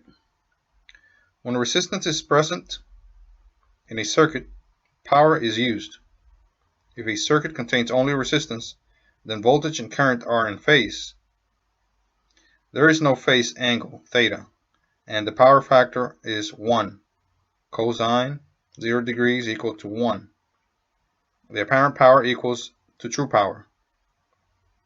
These circuit traits change when the capacitance is added in series with the resistor. Capacitive reactance is also a force which resists the flow of an alternating current. Because the capacitive reactance causes a 90-degree phase displacement, the total resistance to an AC current must be the vector sum of the capacitive reactance and resistance, or XC and R. Again, the vector sum of XC and R. These vectors are drawn in figure 15-34, shown on the screen now. Assuming the circuit has a resistance of 300 ohms and a capacitive reactance of 400 ohms, the resulting opposition to current is 500 ohms. This opposition, like that generated with the RL circuit, is called impedance of the circuit.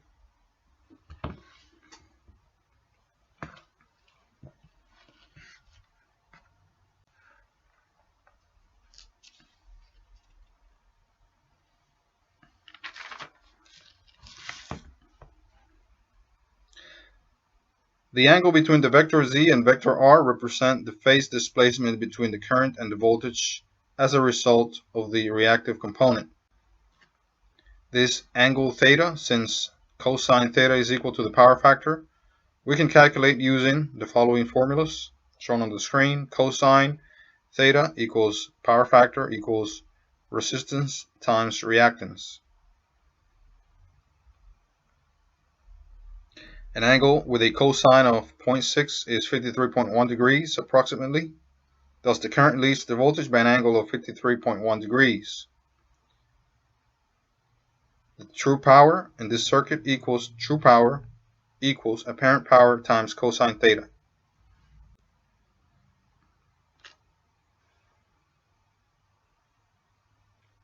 The power factor is also a relationship between the true power and the apparent power. Since cosine theta equals the power factor, it follows that true power equals apparent power times power factor, or PF equals true power divided apparent power.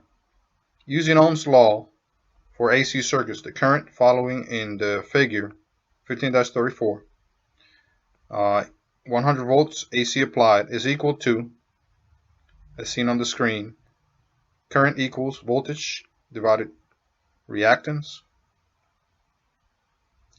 voltage divided Z, which is impedance, and per their example, it equals 100 volts divided 500 ohms, which is 0.2 amps. The apparent power is then apparent power equals current times, which equals 0.2 amps times 100 volts, which equals 20 volt amps, as seen on the screen toward the bottom third of the showing. True power equals current times power times current times voltage times cosine theta. True power in this case equals 0.2 amps times 100 volts times cosine of 53.1 degrees. Thus, true power equals 20 watts times 0.6, which equals 12 watts. These values can be proved correct using the equation PF equals true power divided apparent power, which in this case is 12 volts divided 20 volt amps, which equals 0.6. Parallel RC circuit. In a circuit containing a resistance and capacitance in parallel, the voltage of each circuit element will be the same as the source voltage. Further, there will be no phase difference among the voltages. This is because they are all in parallel. There will, however, be a phase difference among the total and branch currents. The current is in phase with voltage in the resistive branch, and the current leads the voltage across the capacitor by 90 degrees. The total current leads the source voltage by some angle between 0 and 90 degrees. If the reactance of the capacitor is larger than the resistance of the resistor, theta will be closer to 0 degrees. If the resistance is much larger than the reactance, theta will be closer to 90 degrees. In the parallel RC circuit, we do not find impedance through a vector sum of circuit resistances. Instead, we apply Ohm's law after finding the sum of the branch currents using the equation shown on the screen. Impedance equals voltage S divided current total.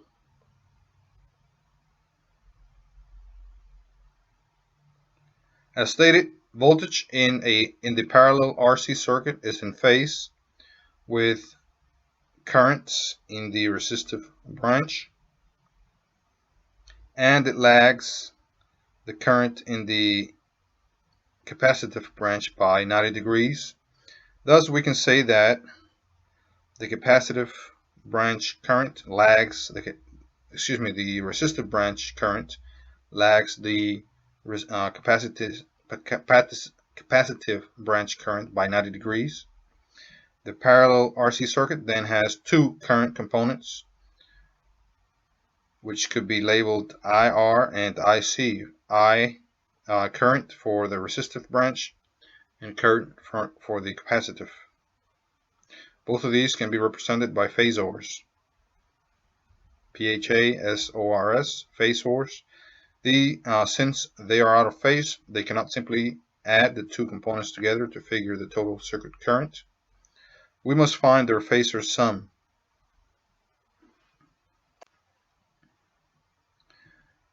Note that the phasor for IC is the phasor for IC is above the horizontal reference. This is because IC leads voltage, the horizontal reference for the parallel RC circuit. For the parallel RC circuit, phase angle is found on the current phasor diagram. The horizontal reference of this circuit is voltage. Since it is common to all circuit elements, on the current phasor diagram, the horizontal component is IR, since it is in phase with voltage. The phase angle then is the angle between I and R, is the angle between IR and the total current. Again, the phase angle is then the angle between IR and the total current. This is the phase displacement resulting from the reactive element. In the parallel RC circuit, phase angle is, as shown on the screen, theta equals arctan times IC divided IR. As an example, using the circuit with the sign values in figure 15-35, determine the phase angle between the applied voltage and the currents. 15-35 is on page 238. Draw the current. Again, we have to determine the phase angle between the applied voltage and the current. Draw the current phasor diagram and find the circuit impedance. For this, we need to perform a few steps. Step 1, as shown on the screen, compute the value of capacitive reactance, or XC. Using the formula, we get 80 ohms.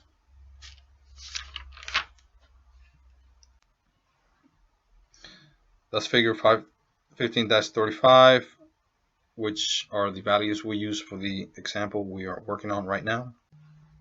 Step 3, for the problem, compute the branch currents using the Ohm's law.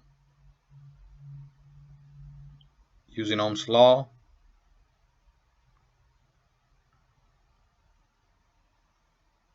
which is IR equals ES divided R equals 20 volts. In this case, 20 volts divided 100 ohms equals 0.2 amps. Then IC equals ES divided XC equals, in this case, 20 volts divided 80 ohms, which equals 0.25 amps. In step 3, determine the phase angle to see by how much the circuit current leads the voltage. That's shown on the screen, step 3.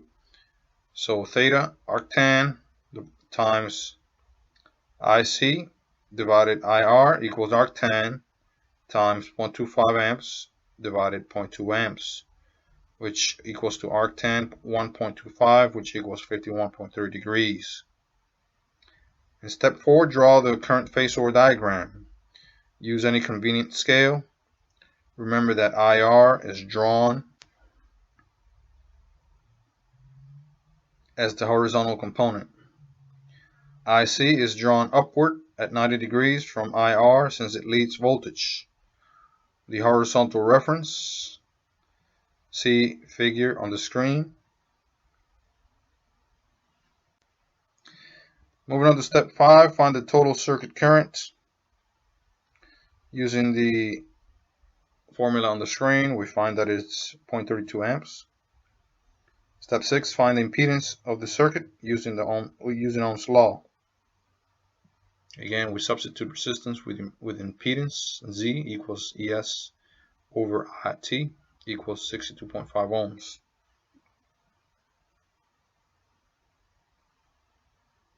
All circuits have some combination of the three electrical properties: resistance, inductance, and conductivity.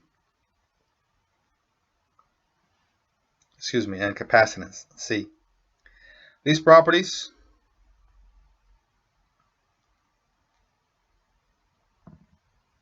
come in many arrangements, including R, RL, and RC networks. In Chapter 16, RCL circuits will be studied. Always review previous lessons if the theory covered is not clearly understood. The study of electricity and electronics requires a firm grasp on all previous lessons before progressing to more complex ones. At this point, please perform the review questions for sections 15.3 at the right bottom of page 238. As a summary, capacitance is a property of a circuit that opposes any change in voltage, unlike inductance, which resists changes in current. Capacitance resists change in voltage. A capacitor is a device that temporarily stores an electric charge. It is made up of two plates of conductive material separated by insulation, called the dielectric. Capacitance is measured in farads. Commonly used are the microfarad and the picofarad. Factors affecting capacitance are distance between the plates, the plate area, the dielectric material. There are many types of fixed and variable capacitors. The RC constant can be found using the equation T in seconds, R in ohms, and C in farads, which is T equals R times C. The formulas for capacitors in series and parallel are capacitors in series. See the formula on the screen. Or the shortcut formula for two capacitors only for two capacitors. See the formula on the screen, which is CT equals C1 times C2 divided C1 plus C2. And then capacitors in parallel, the formula for that is on the screen as well. CT equals C1 plus C2 and so on. Working voltage is the maximum voltage that can be steadily applied to a capacitor without creating an arc. Capacitive reactance, or XC, is the opposition to the flow of AC resulting from capacitance. The formula to find a capacitive reactance is shown on the screen. XC equals 1 divided 2 pi FC. True power can be found with the formula. True power equals current times voltage times cosine theta. Apparent power can be found with the formula. Apparent power equals current times voltage. Power factor can be found with the formula. The power factor equals true power divided apparent power. The impedance in a series RC circuit can be found using the formula on the screen. Z equals square root of R to the R squared plus XC squared. The phase angle can be found in an RC circuit using the formula shown on the screen. Cosine theta equals resistance divided impedance. When a resistor and a capacitor are in parallel, the branch voltages are the same. However, the branch currents will be 90 degrees out of phase with each other. At this time, please perform test your knowledge exercises, bottom of page 239.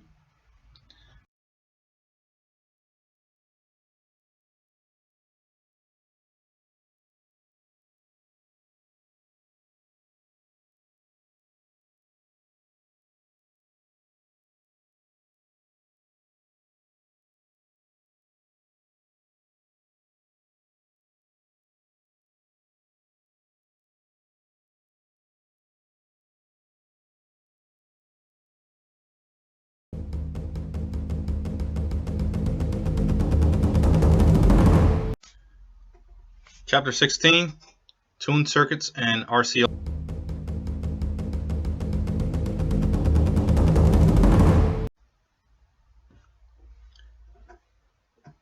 RCL networks are circuits that have resistors, capacitors, and inductors placed in the circuit to pass, reject, or control current. A circuit containing all three factors, resistance, inductance, and capacitance, is called an RCL circuit.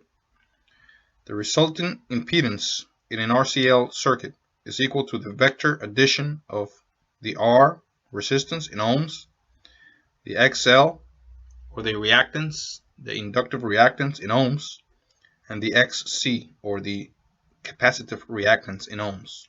Again, the vector addition, the resulting impedance of the RCL circuit is equal to the vector addition of these three factors: resistance in ohms, inductive reactance in ohms, and capacitive reactance in ohms. The principles of resistance, capacitance, and inductance should be reviewed before studying these combination circuits. In an AC circuit containing resistance only, the applied voltage and the current are in phase. There is no reactive power. The power consumed by the circuit is equal to the product of the volts times the amperes. In an AC circuit containing inductance only, the circuit lags the voltage. The current lags the voltage by an angle of 90 degrees. Again, in a circuit containing inductance only, the current lags the voltage by an angle of 90 degrees. They are not in phase. The power consumed by the circuit is zero. In an AC circuit containing resistance and inductance, the current lags the voltage by a phase angle of less than 90 degrees. The total resistive force is the vector sum of the resistance and the inductive reactance. This is the impedance of the circuit. In an AC circuit containing capacitance only, the current leads the voltage by an angle of 90 degrees. The power consumed is zero. In an AC circuit containing resistance and capacitance, the current leads the voltage by an angle of less than 90 degrees. The impedance is equal to the vector sum of the resistance and the capacitive reactance. This is the impedance of the circuit. Again, this is highly important, so I'll repeat it again, reviewing the combination circuits of resistance, capacitance, and inductance. In an AC circuit containing resistance only, the applied voltage and the current are in phase. There is no reactive power. The power consumed by the circuit is equal to the product of volts times amperes. In an AC circuit containing inductance only, the current lags the voltage by an angle of 90 degrees. They are not in phase. The power consumed by the circuit is zero. In an AC circuit containing resistance and inductance, the current lags the voltage by a phase angle of less than 90 degrees. The total resistive force is the vector sum of the resistance and the inductive reactance. This is the impedance of the circuit. In an AC circuit containing capacitance only, the current leads the voltage by an angle of 90 degrees. The power consumed is zero. In an AC circuit containing resistance and capacitance, the current leads the voltage by an angle of less than 90 degrees, and the impedance is equal to the vector sum of the resistance and the capacitive reactance. This is the impedance of the circuit. Resonance.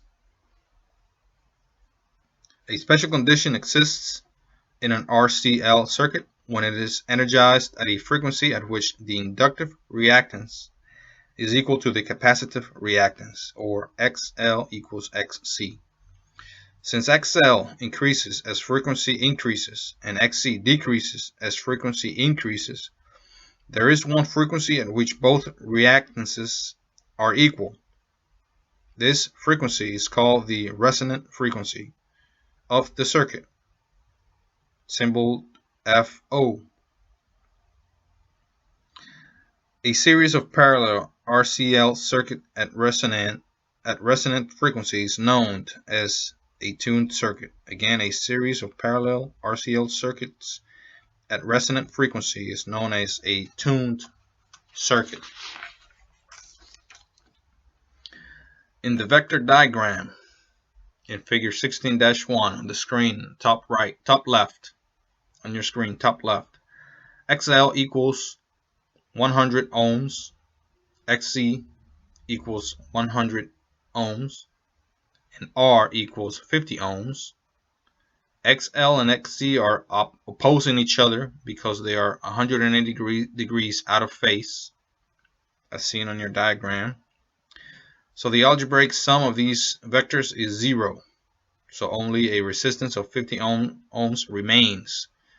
The current and voltage are in phase. This particular circuit frequency can be calculated using the resonant frequency formula.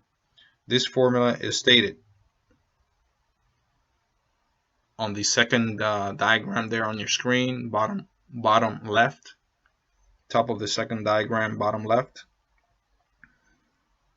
The formula FO equals 1 over 2 pi times the square root of LC, which equals, in this case, 0.159, or the formula could be shortened to 0.159 divided square root of LC, where FO equals resonant frequency in hertz, L equals inductance in henries, and C equals capacitance in farads. This formula is arrived at using the following steps. At resonance, XL equals XC, or 2 pi FL equals 1 divided 2 pi FC. Move the 2 pi L to the right side of the equation by dividing both sides by 2 pi L. This leaves you with F 1 over 2 pi to the second power times FLC. Move the F in the denominator to the right side of the equation to the left side by multiplying both sides by F. This is basic algebra. Then you take the square root of both sides of the equation.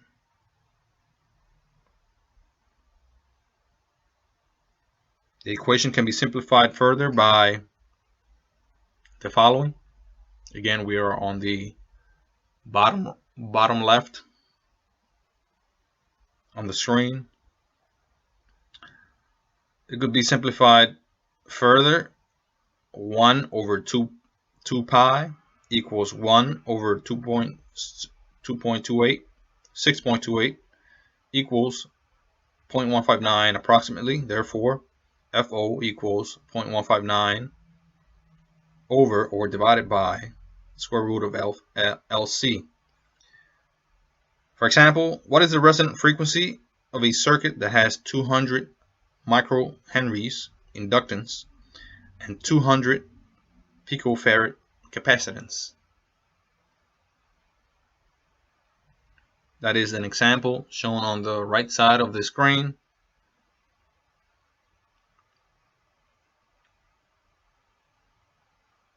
And using the formula provided of FO equals 0.159 divided square root of LC gives us the answer of FO equals 800 kilohertz or 0.8 megahertz. In electronic work, L and C usually have very small values. They're usually in the milli, micro, or nano, and pico ranges. By restating the equation, you can create a shortcut for yourself. The equation can be stated as FO equals 0.159 divided by the square root of LC, where FO equals resonant frequency in megahertz, L equals inductance in millihenries, and C equals capacitance in nanofarads. Or where F equals resonant frequency in megahertz, L equals inductance in microhenries, and C equals capacitance in microfarads.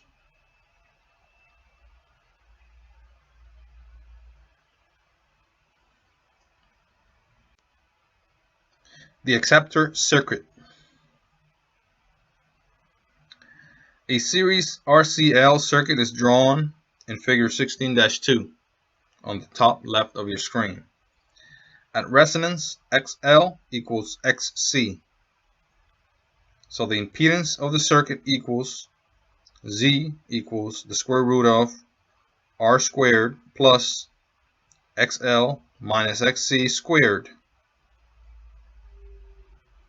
And that gives the answer of Z equals the square root of R squared, which equals to R.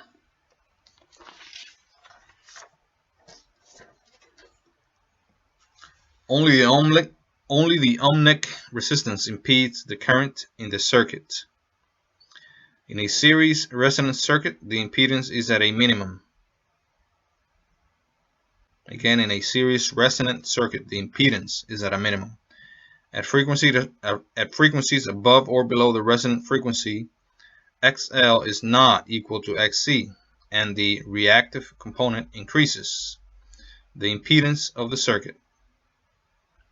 The response of a series-tuned circuit appears as a bell-shaped curve, shown in the bottom of the left side on your screen. Notice on the graph that the impedance of the circuit is minimum at resonance. Note that also maximum current flows at resonance. The current rapidly falls off on either side of the resonant frequency due to the increased impedance. In figure 16-4, the circuit is called an acceptor circuit. An acceptor circuit provides maximum response to current at its resonant frequency.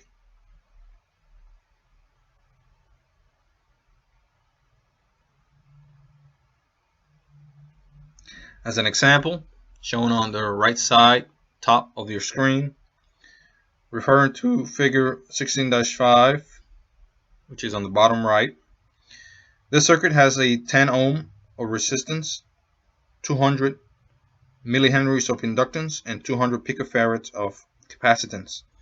These components are connected across a 500 microvolt radio frequency generator at 800 kilohertz. The resonant frequency of this RCL circuit is 800 kilohertz. So XL equals XC at 800 kilohertz. So Z equals to 10 ohms at this frequency. And using the formula, the Ohm's law formula of current equals voltage divided, in this case, impedance, gives you to the current of 50 microamps. And also using the formula XL equals 2 pi times, in this case, 800 times 10 to the third power hertz times 200 times 10 to the negative 6 power Henry, gives us XL, or inductive reactance, of 1000 ohms approximately. And using the formula XC equals 1 divided 2 pi times 800 times 10 to the third hertz times 200 times 10 to the negative 12 farads equals to 1000 ohms approximately. So the voltage drop around the circuit equal to ER, using the formula, equals 500 microvolts. EXL equals to 50,000 microvolts, and EXL equals to 50,000 microvolts. It appears that the sum of these voltages would be 500 microvolts. However, EXL and EXC are 180 degrees out of phase, therefore a vector addition must be made. Therefore, using the formula E source equals the square root of ER to the second power plus EXL minus EXC to the second power. As you can see again on the formulas from the third figure on your screen, top right. Note that at resonance, the voltage drops across XL and XC are equal. Also, the voltage drop across R, or the resistor, equal the source voltage.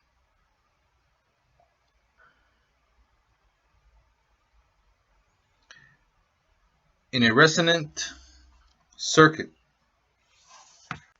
an interchange of energy between the inductance and the capacitance builds up voltage that exceeds the supply voltage. In the first half of the cycle, the magnetic field of the inductor stores the energy of the discharging capacitor. In the next half cycle, the stored energy in the magnetic field of the inductor charges the capacitor. This action occurs back and forth, limited only by the series resistance between the two components. At resonance, the charging times for the inductor and capacitance must be the same, and they will have a cancelling effect. In summarizing the series tuned circuit, at resonance the impedance is at minimum, and the line current is at maximum. At resonance, the voltage drop across EXL is equal to EXC, but is 180 degrees out of phase. The vector sum of all voltages drops equal the applied voltage. Figure 16-6 shows the values changes as the circuit frequency changes. That is shown on the right side of your screen.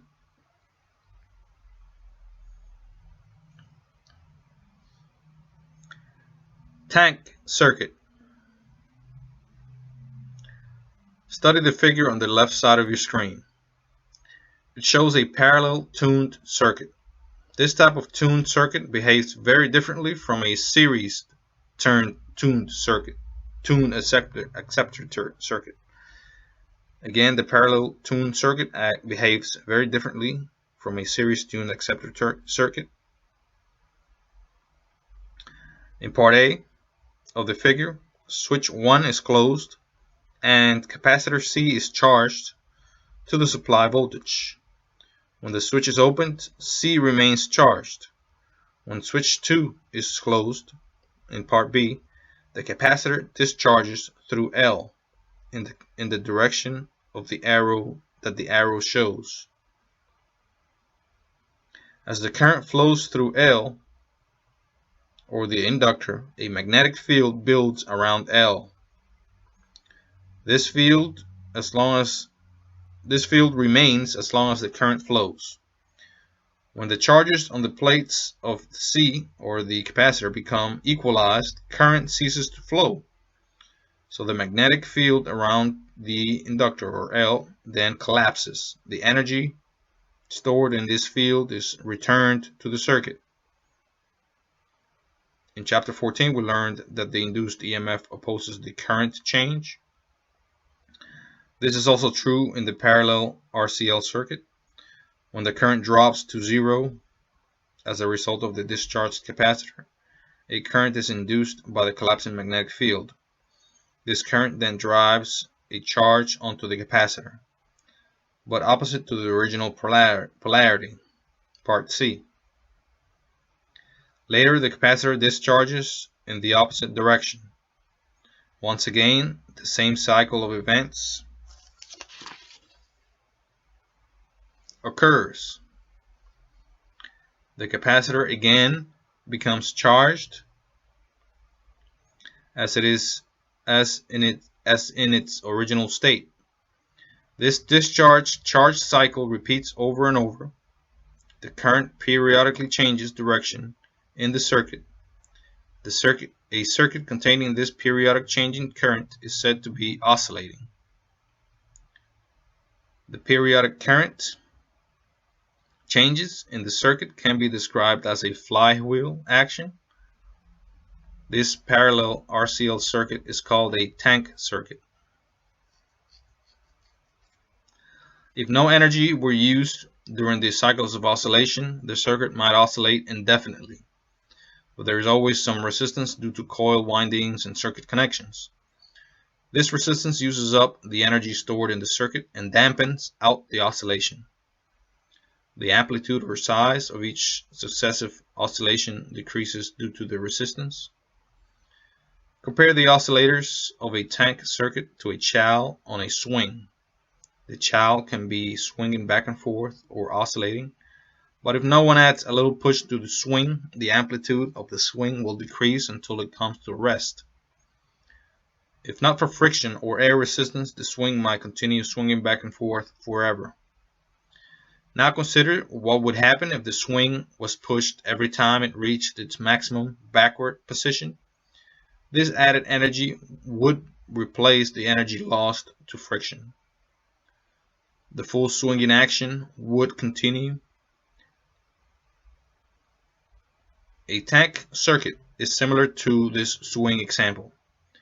If pulses of energy are added to the oscillating tank circuit at the correct frequency, it will continue to oscillate. What is the meaning of correct frequency? During the discharge and charge of the capacitor C in figure 16-7, again shown on your screen, a set amount of time must pass. In other words, during one cycle of oscillation, a set interval of time must pass. The number of cycles that occur in 1 second would be called the frequency of oscillation. As you learned in chapter 10, frequency is measured in cycles per second, CPS, or Hertz. Close study of this circuit reveals that if C or L were made larger so that they require a longer time to charge, the frequency of the circuit decreases. This relationship can be shown using the resonance formula. FO equals 1 over 2 pi times the square root of LC. Notice that both L and C are inversely proportional to the FO, or the resonant frequency. If L or C is made larger, the resonant frequency, or FO, will become proportionally smaller.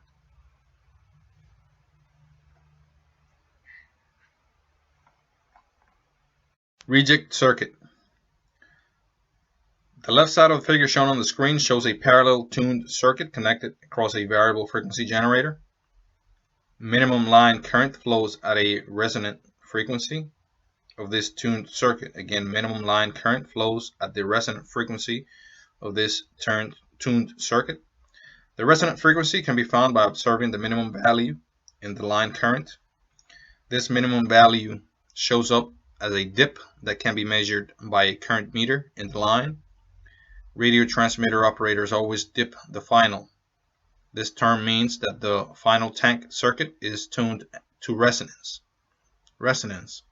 which is indicated by a dip in the currents in the final circuit. Since the line current in the circuit at resonance is minimum, a parallel tuned circuit has a maximum line impedance, or Z. At frequencies other than resonance, the impedance is much less, so the parallel tuned circuit rejects signals at or near its resonant frequency and allows signals of frequencies other than resonance to pass.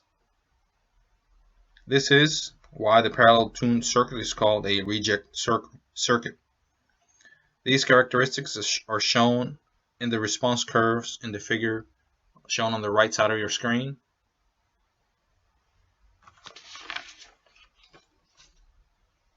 Why does parallel tuned tank present maximum impedance at resonance? At resonance, XL equals XC. Both paths have reactive values in parallel across the generator source. It would appear that these two reactive branches would combine to form a low reactive path for the line current. However, the current flowing in the XL branch lags the applied voltage by 90 degrees. The current in XC branch leads the applied voltage by 90 degrees. The current, therefore, are 180 degrees out of phase and cancel each other. The total line current is the sum of the branch currents. It is zero except for a small amount of current that flows due to the resistance of the wire in the coil. As an example, as you can see on the screen, a 200 microhenry inductor and a 200 picofarad capacitor are connected in parallel across a generator source of 500 microvolts. The resistance, 10 ohms, represents the lumped resistance of the wire of the inductor. These same components were used in the study of the series resonant circuit. Compare the results of the two circuits at resonance.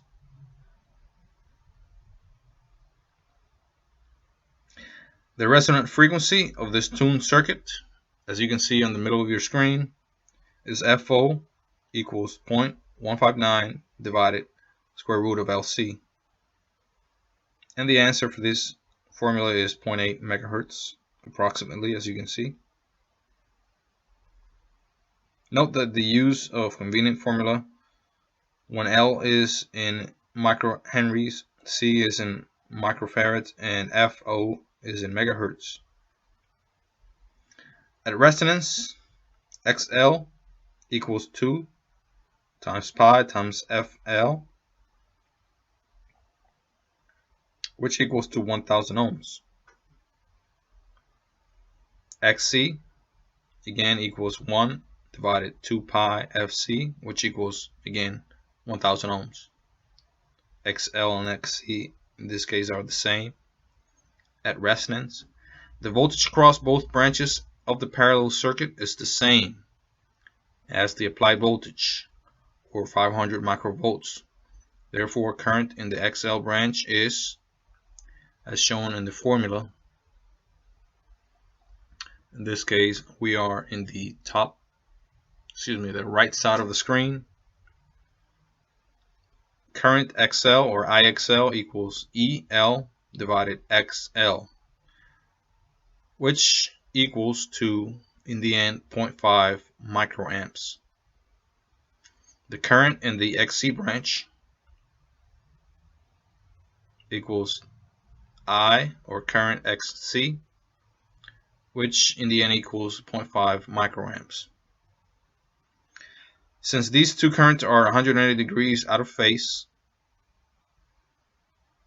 XL equals IXL equals IXC equals 0.5 microamps minus 0.5 microamps. Then the currents cancel out, equaling 0. In this exercise, R, or resistance, has been overlooked because it is a small value. However, some current will flow as a result of R, or resistance. For frequencies above and below resonance, the action of the circuit can be seen in the figure 16.1611, shown on the right side of the screen toward the bottom. Frequencies above and below resonance and the action of the circuit can be seen in that chart. Note that the line current is the difference between the branch current. The line current is the difference between the branch currents. In figure 16-11 could be carried a step further to show the decrease in impedance due to the frequencies other than resonance, for using the formula Z equal E divided I, or impedance. The difference between the branch currents, as seen in figure 16-11, could be carried a step further to show the decrease in impedance due to frequencies other than resonance, for using the formula Z equals E divided I. As Z decreases, I must increase. Moving on to Q of tuned circuits. The Q, figure of merit, or quality factor of the circuit, is the link between inductive reactance and resistance in the circuit. The Q of a circuit can be found using the formula shown on the top left of the screen. Q equals XL divided R, where Q is the quality factor, XL is the inductive reactance at resonance, and R is the resistance. Example, in a series circuit, the inductive reactance is 1000 ohms at resonance, and the resistance of the wire of the coil is 10 ohms. The figure of merit, Q, would be, using the formula seen on the screen, Q equals XL divided R, which ultimately equals to 100. The Acceptor Circuit, Q. The Q of a circuit indicates the sharpness of the reject or accept characteristics of the parallel or series RCL circuit. It is a quality factor. In the series acceptor circuit, an increase in resistance reduces the maximum current at resonance. As you can see on the bottom left side of the screen, figure 16-12, the Q can also be used to determine the rise in voltage across L or C at resonance, using the formula EXL equals EXC equals Q times ES. Refer back to figure 16-5. The supply voltage is 500 microvolts, and the Q of this circuit is 100. Therefore, the voltage rise across XL or XC at resonance equals to EXL equals EXC equals ultimately 50,000 microvolts, as seen on the formula on the top right of the screen. If the circuit had a lower Q, the magnified voltage at resonance would be much less. For example, increase R or increased resistance to 20 ohms. Now the Q would be equal to only 50. The voltage rise would equal EXL equals EXC equals 50 times 500 microvolts, which equals to 25,000 microvolts, as seen on the top right of the screen. High Q circuits are very useful in selective electronic circuits. Typical values for Q ranges from 50 to 250. The higher the value of Q, the greater response of the circuit at resonance. Also, a high Q circuit has increased selectivity. Selectivity is set by bandwidth, or BW, which is the band of frequencies above and below the resonance, in which the circuit response does not fall below 70.7% of the response at resonance. Look again at figure 16-12. The points at which the response falls to 70.7% are called the half power points. As indicated by their name, at the half power points, the power is half of the maximum. The bandwidth of the tuned circuit can be found using the formula seen on the right side of the screen. BW equals FO divided Q. Continuing with the previous problem, the bandwidth equals to bandwidth, or BW equals FO divided Q, which ultimately equals to 8,000 Hertz. The resonant frequency, 800 kilohertz, is at the maximum response point. The bandwidth extends 4,000 Hertz below resonance and 4,000 Hertz above resonance, for a total of 8,000 Hertz. This circuit can be considered then as passing all frequencies between 796 kHz and 804 kHz. Beyond either of these limits, the response will fall below 70.7% value. The reject circuit Q. Q can be computed for parallel tuned circuits using XL at resonance and R, which is the resistance of the coil L. The Q of a tank circuit can be used to learn the maximum impedance of the circuit at resonance, using the formula Z equals Q times XL, where Z equals impedance at resonance, Q is the quality factor, and XL equals the reactance at resonance. Referring back to the figure 16-10, the impedance at resonance would be Z equals Q times XL which equals to 100 times 1,000 ohms, which ultimately equals to 100,000 ohms. Damping resistor. One final example is shown in figure 16-13, shown on the left side of the screen. In the figure, a resistor is in parallel with a tank circuit. The resistor, Rs, is called a damping resistor. It broadens the frequency response of the circuit because it carries a part of the line current that cannot be cancelled at resonance. Shunt damping lowers the Q of the circuit and makes it less selective. Loading the tank circuit. The parallel tuned circuit is used when coupling energy from one circuit to another. Coupling transformers in radio and television sets use the tuned circuit to transfer signals from one stage to another. A radio transmitter uses a coupling device attached to a tank circuit to feed energy to the antenna system. In this setup, a second coil is inductively coupled to the coil in the tank circuit. The varying magnetic field of the oscillating tank inductance induces a current to flow in the second coil.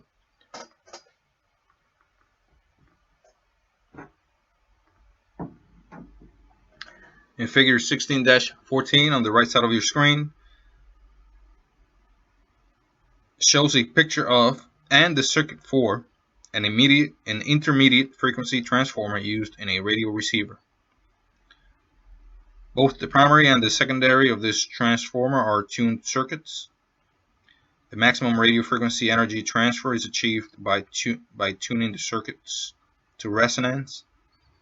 The immediate frequency, or IF, used in most radios is 455 kHz. In television, a 10.7 MHz intermediate frequency is used. The IF transformer is tuned for maximum response at this frequency. A bandpass of 5 kHz above and below the center frequency is maintained. Signals between 450 kHz and 460 kHz can pass without attenuation. Attenuation of a signal is a decrease in its amplitude or intensity. The process of transformer adjustment is called alignment. At this time, please perform review questions for section 16.1, bottom of page 248.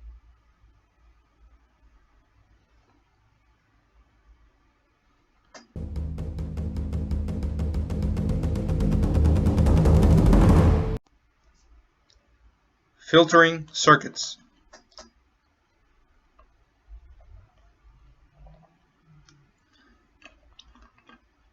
Inductance and capacitance are quite useful in electronic circuitry. One example of this usefulness is the filter. A filter is a circuit that separates specific frequencies.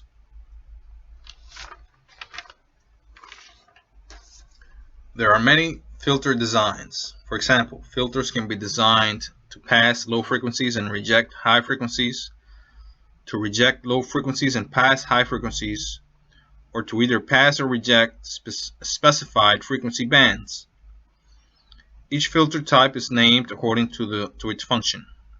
There are 4 basic types of filters: low pass, high pass, band pass, and band reject. Filters are also used to adjust a pulsating current coming from a rectifier. A rectifier is a device that converts AC into a pulsating DC.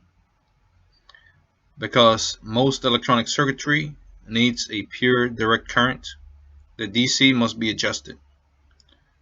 This filter circuit levels out the peaks and valleys of the current. These filters are discussed in chapter 17. Filtering action.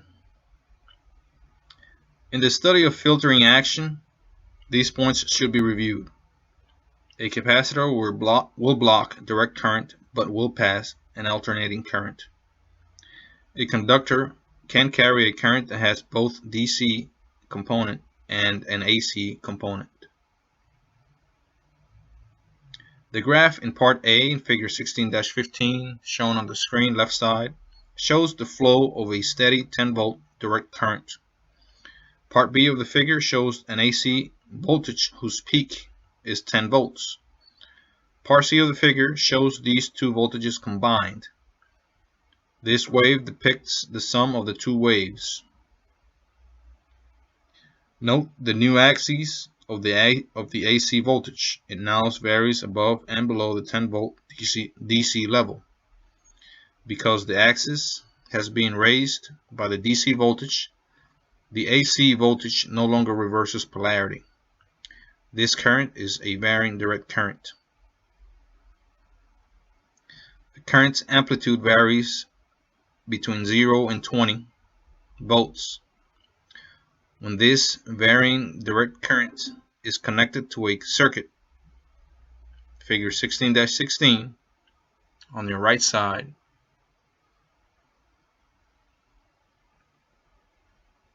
the capacitor C immediately charges up to the average DC level of voltage. In this case, that level is 10 volts.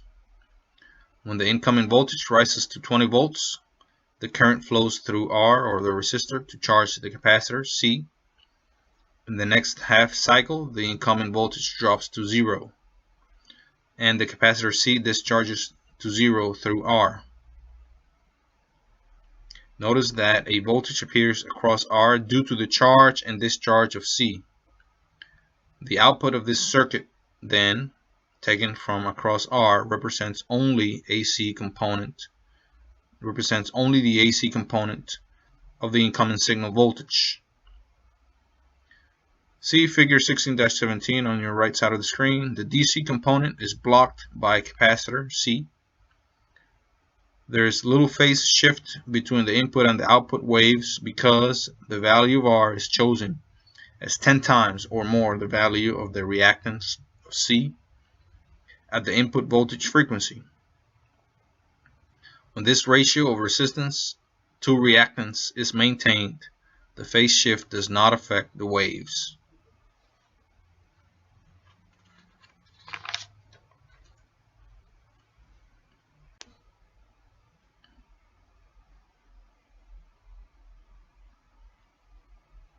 Bypassing. At times, it is necessary to create a voltage drop across a resistor resulting from only the DC component of the signal voltage. This is done by bypassing an AC signal or voltage around a resistance. This bypassing can be accomplished using a capacitor. Part A of figure 16-18 shows two 1500 ohm resistor two 1500 ohm resistors joined to a source of 10 volts DC. Total resistance equals R1 plus R2, or 3000 ohms. The current in the circuit is equals E divided R, or 10 volts in this case, divided 3000 ohms, which equals to, in the end, 3.3 milliamps. The voltage drop across each resistor is therefore ER1 equals I times R, or 0.0033 amps times 1500 ohms, which is 5 volts.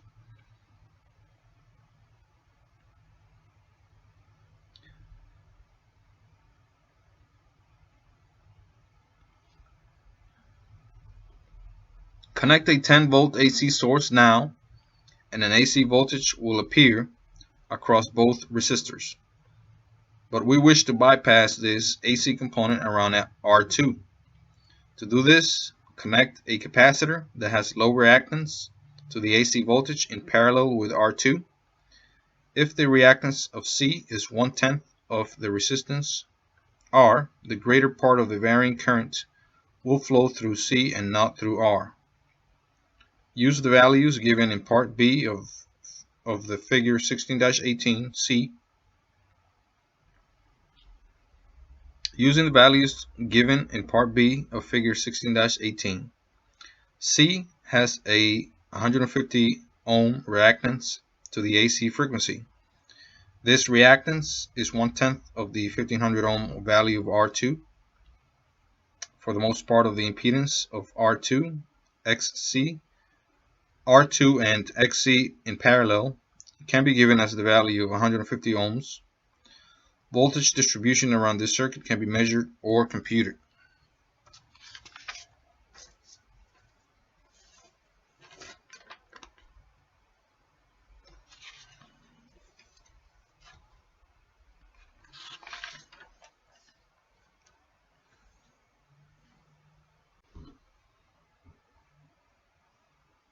The total resistance for the entire circuit equals R1 plus R2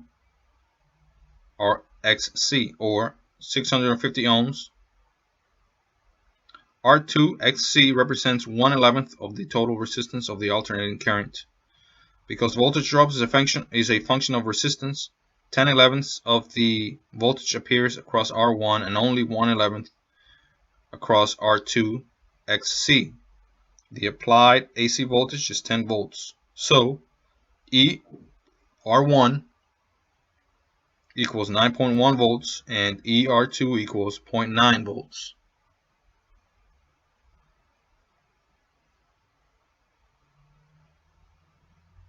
If a 10 volt DC voltage is connected in series with the 10 volt AC voltage for the combined input voltage, the DC voltage will divide equally between R1 and R2. The DC voltage will drop 5 volts across each resistor. C is an open circuit for a direct current.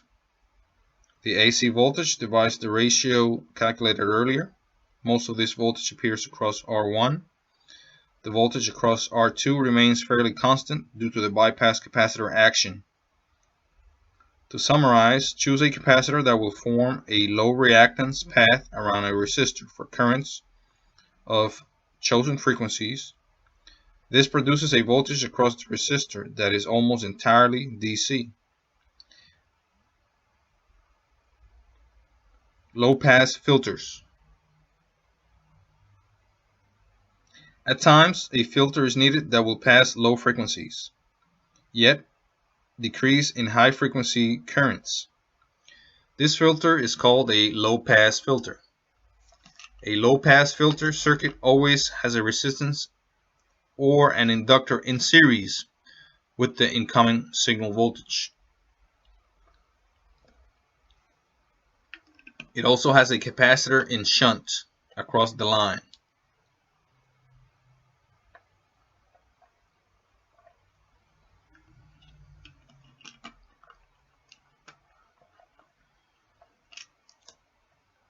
Such as the one in figure 16-19, top right of the screen. As the frequency is increased, the reactance of L increases so that a larger amount of the voltage appears across L. Also, as the frequency increases, the reactance of C decreases.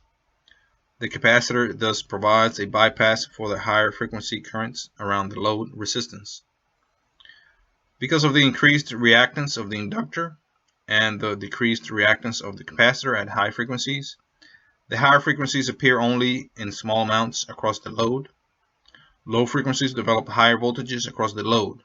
Low frequencies are passed, high frequencies are rejected.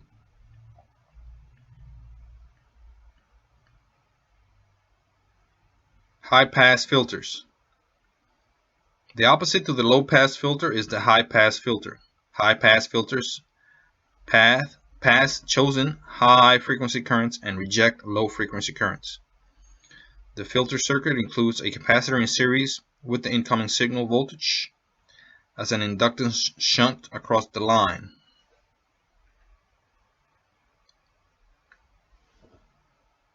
See figure 16-20, bottom right of your screen. As the frequency increases, XL increases and a higher voltage is developed across L and R in parallel. As frequency increases, XC decreases, providing a low reactance path for high frequency signals. Low frequencies are shunted or bypassed around the load R by the low reactance of L at low frequencies.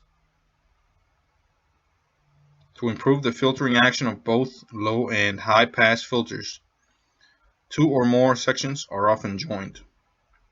These sections are named according to the circuit makeup. Figure 16-21 illustrates the schematic drawings and the names of several types of filters.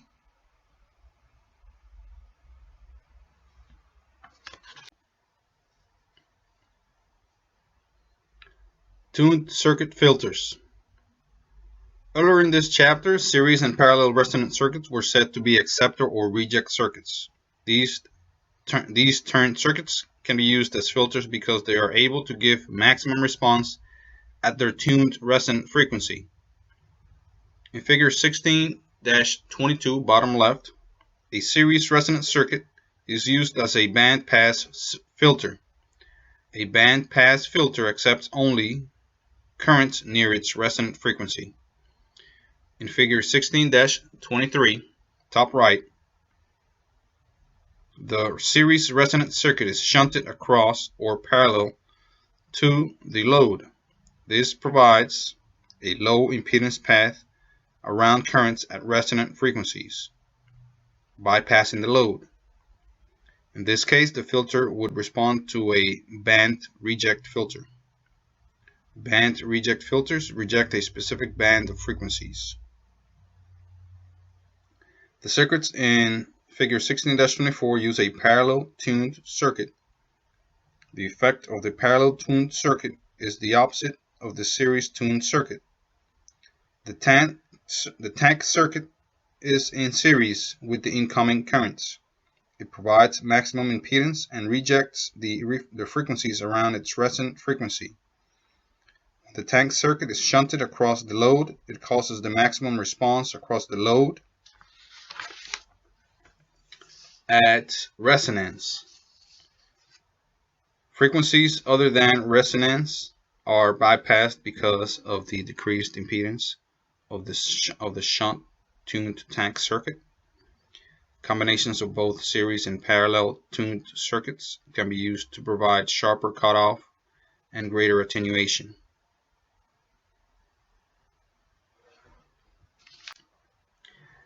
Nomograph. A nomograph or alignment chart shown in figure 16-25 provides a rapid and handy method for solving problems involving XL, XC, and resonance. To use this nomograph, you need any two variables involved in finding resonance. The chart has lines for L, C, XC, and FO. To find the missing value, line a straight edge across the two variables that are known.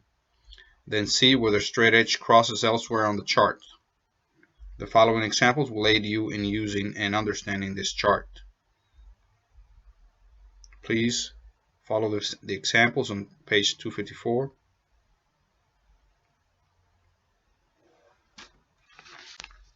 Summary. Networks are AC circuits that have resistors, capacitors, and inductors placed in the circuit to pass, reject, or control current. The resonant frequency of a circuit occurs when the inductive reactance, XL, is equal to the capacitive reactance, or XC. The formula for the frequency at resonance is FO equals 1 divided 2 pi times the square root of LC. It could be simplified to FO equals 0.159 divided the square root of LC. In a series resonant circuit, the current is maximum at the impedance. In a series resonant circuit, the current is maximum at the impedance, and the impedance is minimum at the resonant frequency. Series resonant circuits pass currents at resonant frequency. Tank circuits oscillate, providing an AC signal at a desired frequency. In a parallel resonant circuit, the current is minimum and the impedance is maximum at the resonant frequency. The parallel resonant circuits reject currents at resonant frequency. The Q of a circuit describes the relationship between XL and R. The formula is Q equals XL divided R. Four types of filtering circuits are low pass filter, high pass filter, band pass filter, band reject filter. A nomograph is a chart that can be used to solve problems involving XL, XC, and resonance.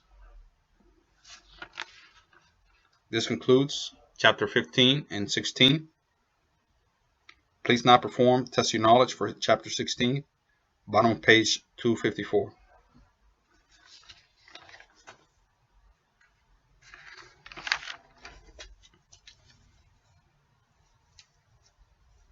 Thank you for listening and watching.